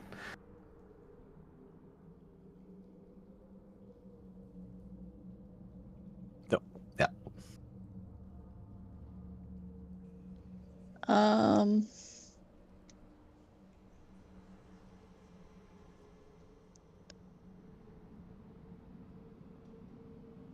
So I don't really think that any of these people can be reached, correct? You're not sure. Give me an Arcana check.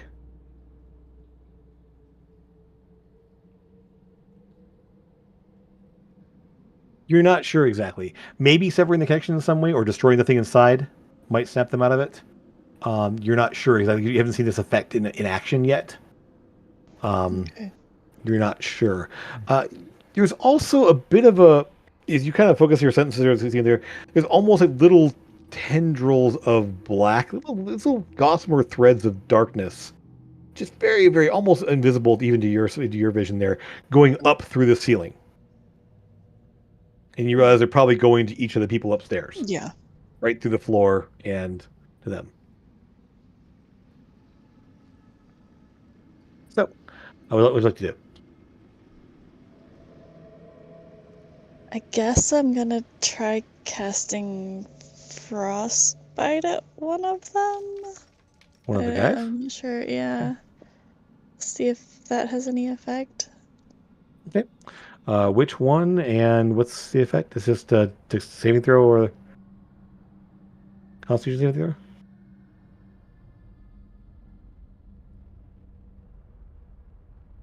Okay. And which one? Show me which one it is. That one there. Okay.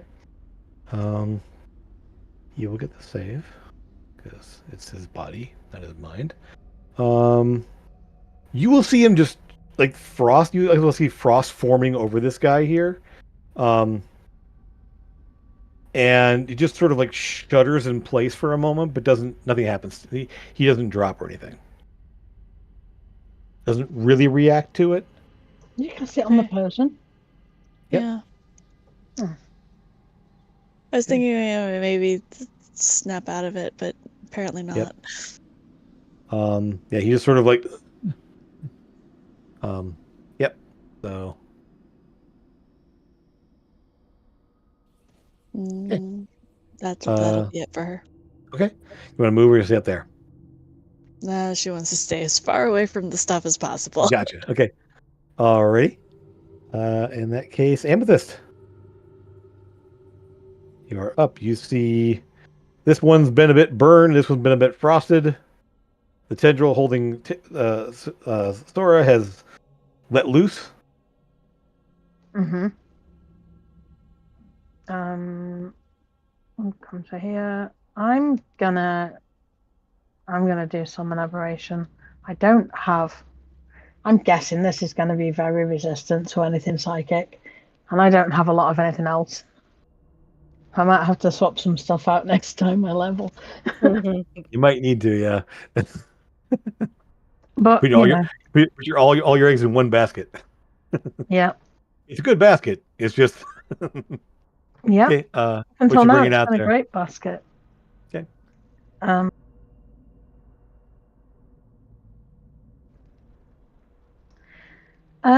Let's go with a Slard. I'll chuck him out. Okay. I know he's going to get. Okay. And I'm also going to use a couple of sorcery points at this point. Okay. And cast another spell. Sure. And try to dispel the black tentacle. Okay. I can tell you right now, it will not work.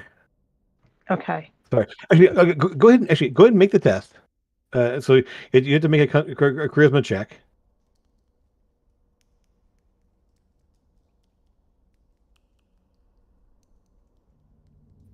Okay. So you will see that a bunch of the tendrils are kind of like reaching up out of there, and the one that was like that Sora let there, it will sort of like fade away, kind of like it's kind of like and almost like pull back into the mass. Mm-hmm. So it seems to have had an effect. Mm-hmm. However, there's still the big black mass of shadow and Oh yeah. darkness in the Oh middle. yeah. Yeah. I just wanted to dispel that particular spell effect. Sure. I understand that this is another thing entirely. Right.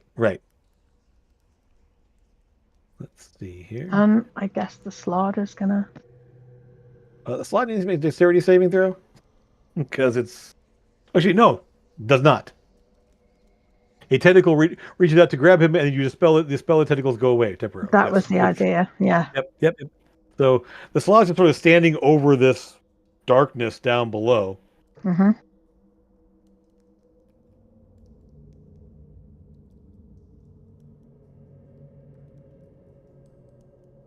Okay.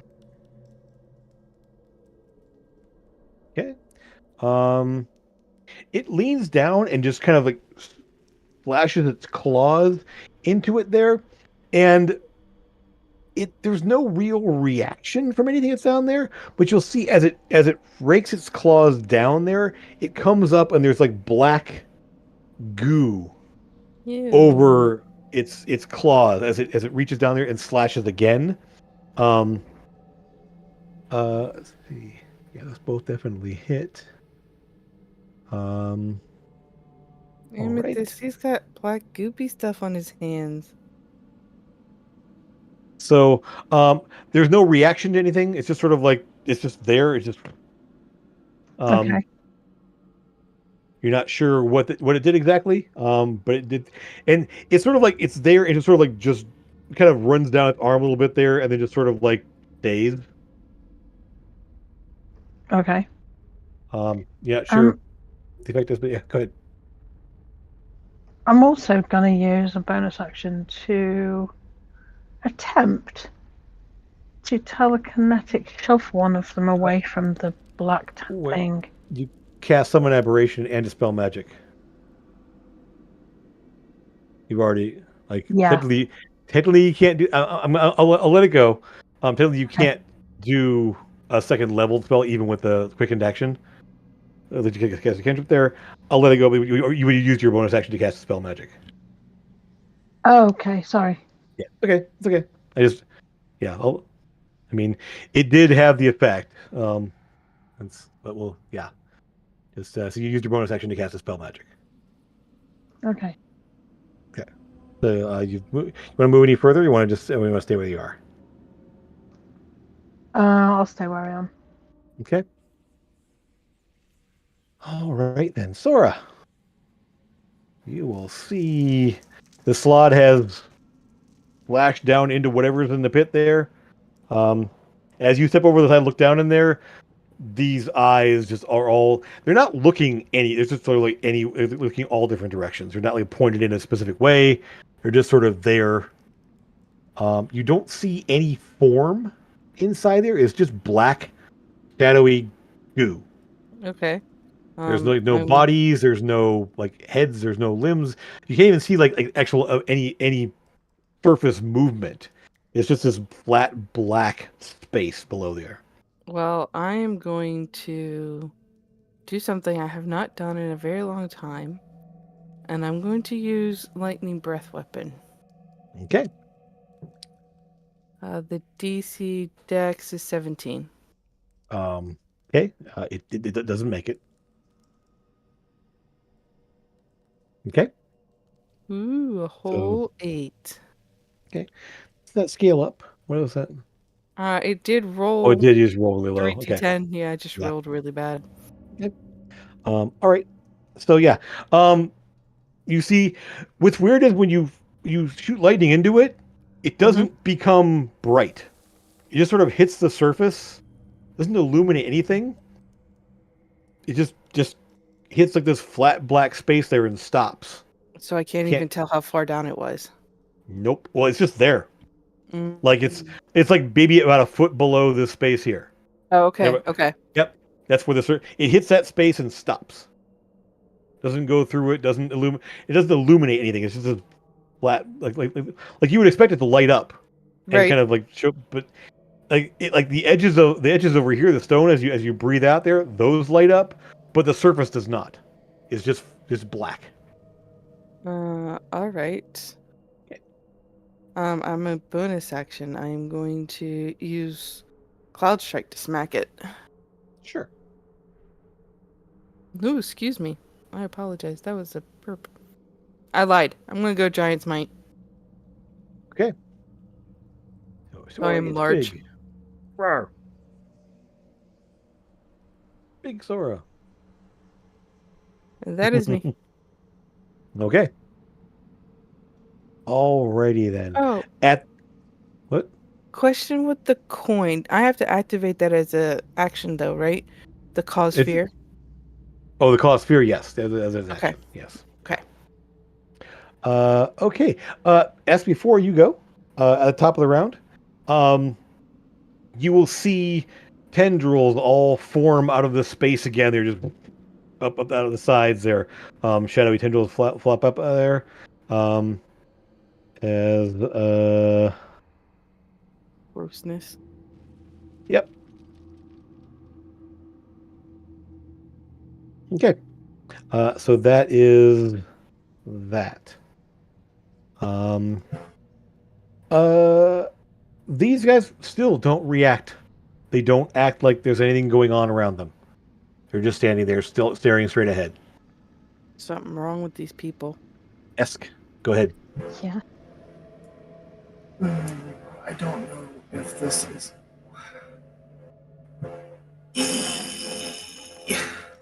Should I kick this dude into this? No. Attack it. I can't get to it.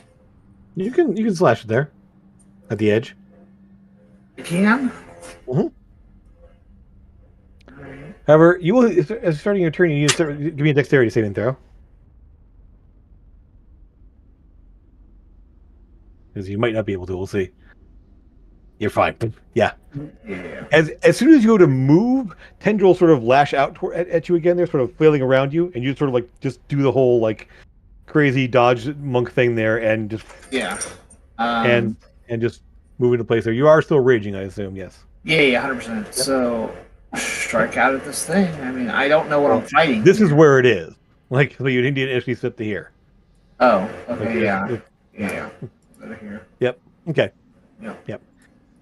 So You notice it is difficult terrain to move through that space there, so you may I've got you got plenty of movement. reaction. Yeah.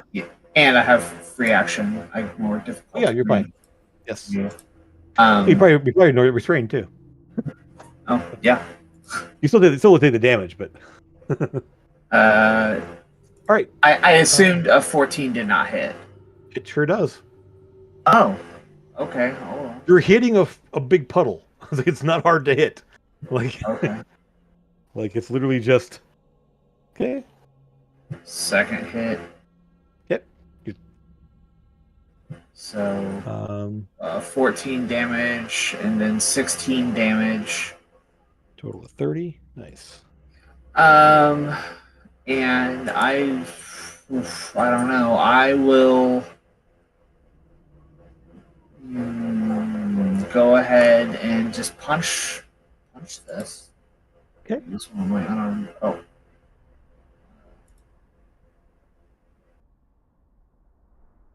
Okay. 12 will hit. Let's just for fun, stunning strike. Okay. I do need you. Actually, no, hit it back. When you hit, you expend the stunning strike there.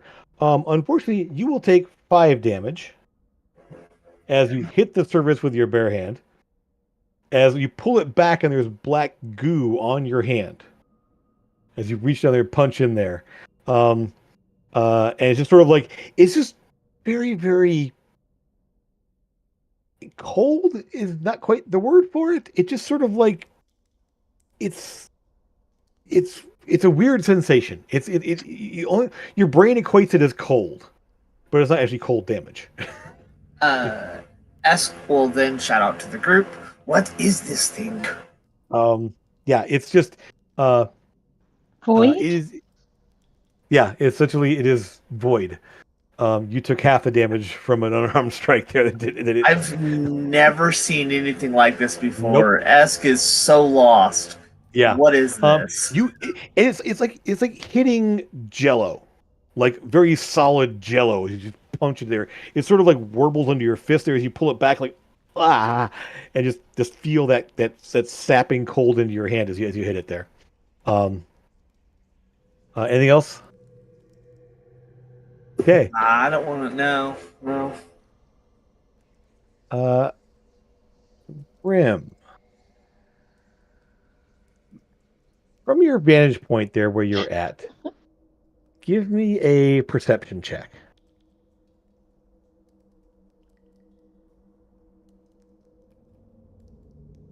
Okay, good. Um, you will notice a somewhat of a distortion in the air over here. You're not sure what you're looking at there. It's just sort of this like little like of a warping in the air back behind this space over here, somewhere in that corner. Um, it's as if like something moved or a bit of a shimmer of some kind, but you don't see anything physically there. It's just sort of this little like distortion in the air over in this direction over here.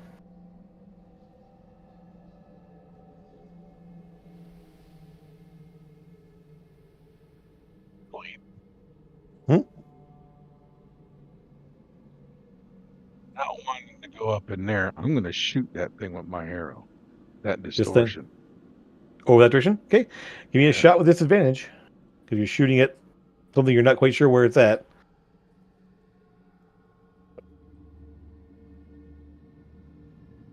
There's a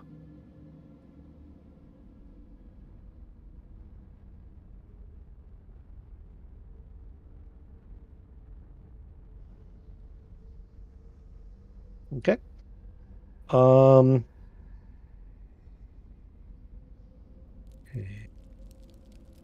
Right. Um. You shoot and it pings off of something. Like something is there. It just sort of pings off. It doesn't thud into anything. It's sort of like you see the arrow kind of fly through the air and then ricochet off back into the corner over here somewhere. Just poof.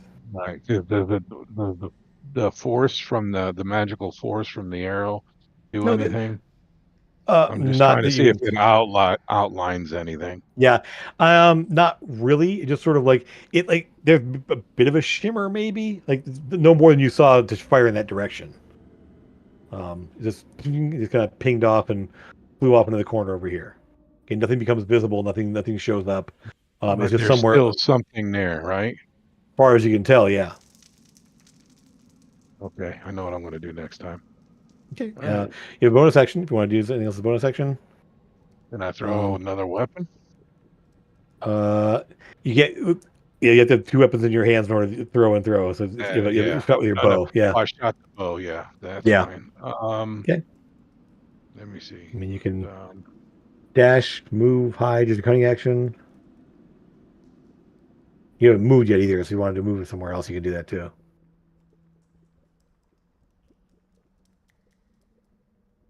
no, I'm going to. I'm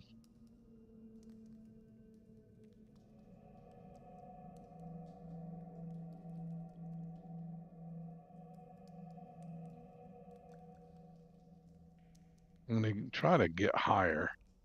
Um, There are some barrels. There's a bit of a shelf over here. There's the stairs back up behind you. The crate here doesn't look too sturdy, and the barrel's up on its side, so be a little bit awkward there. But this shelf might hold you back behind you over here. I mean, I guess. it's dingy and messed up, but it seems to be somewhat solid. All right, I'm going to. I'm just going to move to right there, but I'm going to keep an eye over there, and I'm going to pay very close attention Okay. to that area.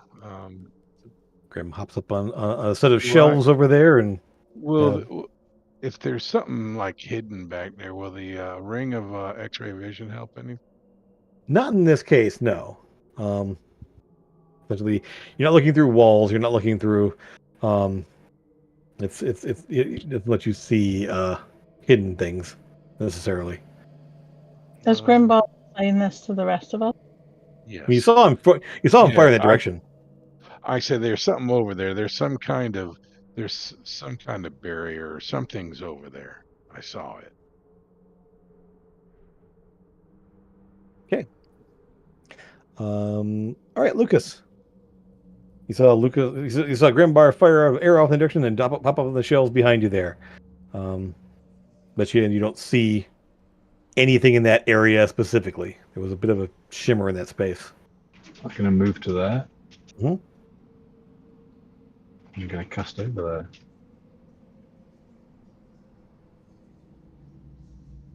Okay. Very fire. Just double check what that looks like in terms of how this would interact. See that spell real quick. Let me see it. Okay, sec. Come on, load. While I figure out the effect of this, what else do you want to do? Or does it matter? It depends on what you see over there. Well, yeah, it depends what I see. Okay. In case, all right. Let's see. Does it make? Okay. In that case, oof. Okay. In that case, it's a dexterity saving throw. Yes. Let's go and roll this here just to see. Come on. There we go. Okay. You will see these two dudes here. Or how big? You caught these two guys here, right? Yeah. That's a 20-foot cube, so it's kind of. Yeah, definitely. Yeah. They were Okay. like even setting that thing all the way back here. Yep. He's gonna hit Okay. all those guys. These two are glowing. The space back there, nothing becomes visible. Let's see, I rolled 19.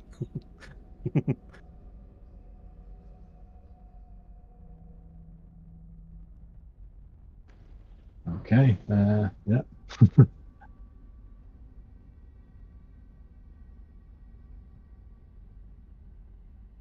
I'll give Bardic Inspiration to Esk. Good. Boop. Okay. All right then. We have next. Oh, wrong button. Nope. Nope. Satara. I am going to cast Moonbeam on the puddle. Nice. Okay. That's what I'm talking I about. believe I have a template that will work for that. Maybe.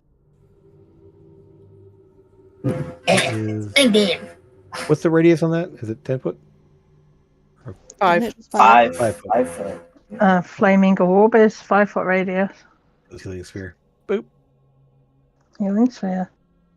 5-foot sphere. I need a 10-foot sphere. Okay, hold on here. It's a 5-foot radius, so it actually goes from there to there. Change the size of it, yeah. Yep. There you Okay. go. So Moonbeam drops in the middle there. Go ahead and roll some damage. Or did it already? I missed it. It 17. did 17. 17. Excellent. Okay. You will see, Satara, there is an absolute.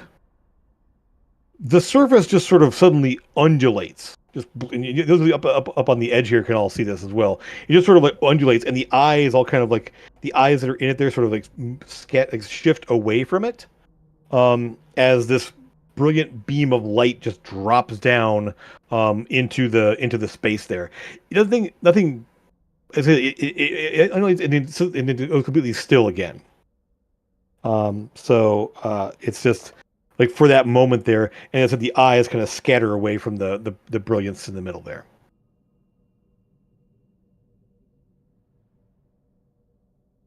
Anything else? How's everybody looking on health?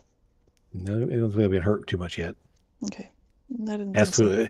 As to a little bit. He's like trying to get this black goo off of his hand. So, yeah, that'll be it for her. Amethyst. Okay.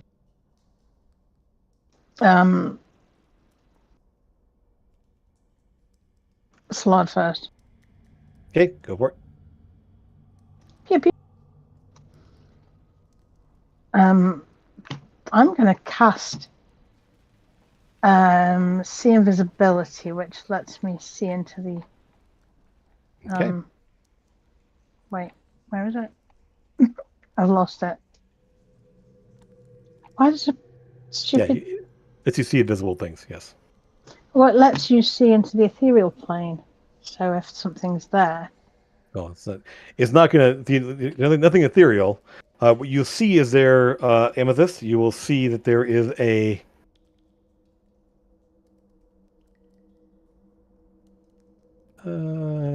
Actually, yeah, there's definitely something right there. And give me a perception check as part of this looking around, because it doesn't automatically let you see hidden things. nope. Okay. I'm going to use my Okay. inspiration to do that. Okay. That's Okay. better. In that case, you will see another thing down here. Down So, here. Oh, yeah, right there. one of each color. We got the emeralds, we got the amethyst, and I bet you the topaz. We don't.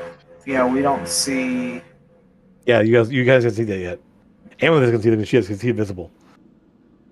So Amethyst can tell you that they're there, but you can't actually see them. Yeah. So, you see those guys. That's your action. What do I do for bonus action or? My bonus action, I'm going to telekinetic shove this guy 5 foot closer to me. You're gonna pull them then, right? Because you can Okay. pull instead Okay. of push. You will get a saving throw against that. It's a strength save, Yeah. right? Okay. It should be, Hey, right? you got him. He's fine. He does resist.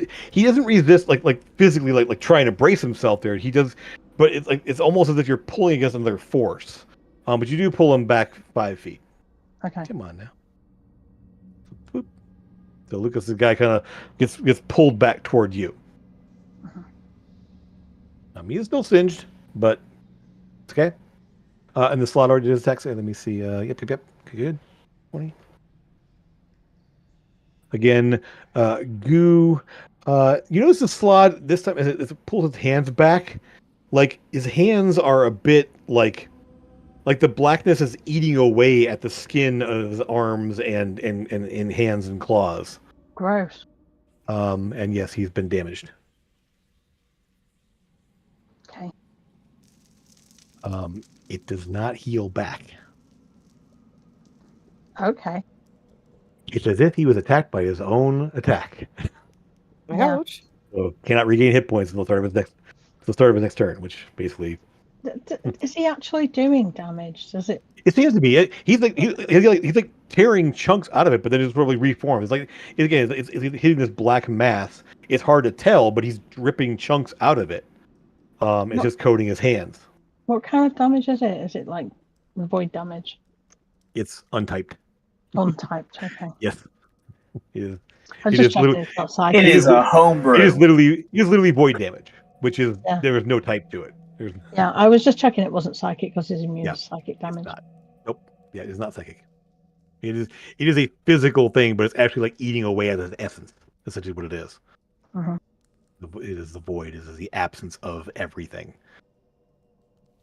Sora. You see the slod. It's sort of like just tearing away at there. Esk punches his sword there. He punched it and didn't look too good, but his weapons looked okay. And I did see that other thing come up, though, right? What other thing? No. These two. You can't I see can them. see them, and I Only can tell you Emerald that can see they're them. there. I can tell you there's an emerald and an amethyst in here. So I But can't see they're- it. I That's have fine. no idea where they're at. I've got see Like- invisibility on, so I can see them. Yeah. I'm going to smack at the thing with Cloud Strike. Okay.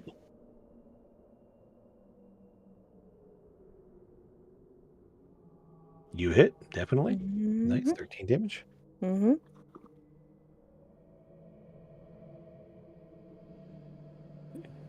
And then Sunburst. Oh, I rolled the damage again. I don't know why I did that. But here's Sunburst.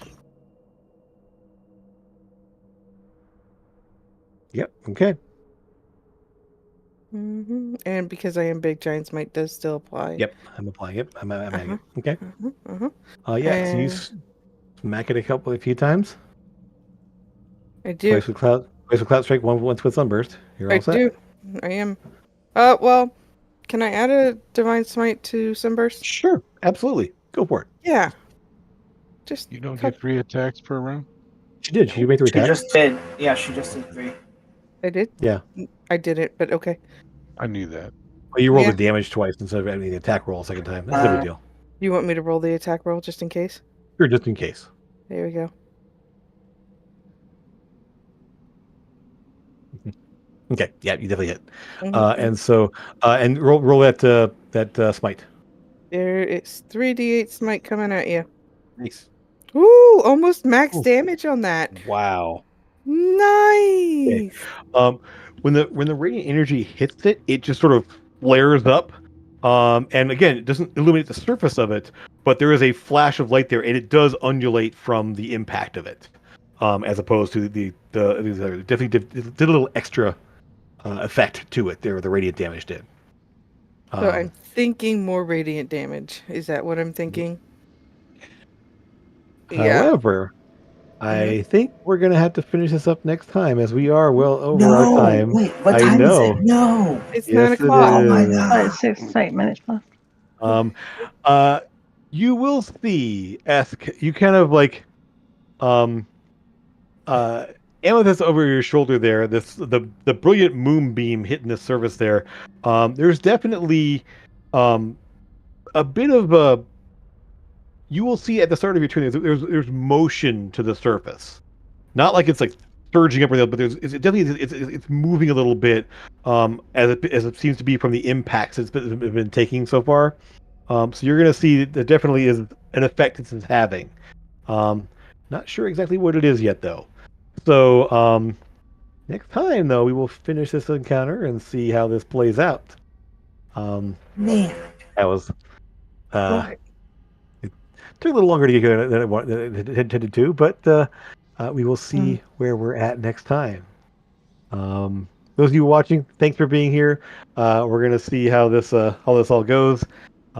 But as always, thank you for being here. Check out the Tankard, our Discord server if you want to play some games, run some games, all that kind of stuff there. Links in the description below. And as always, thanks for being here. Drinks around us, and we'll see you again real soon. Take care, everyone. Bye. Bye.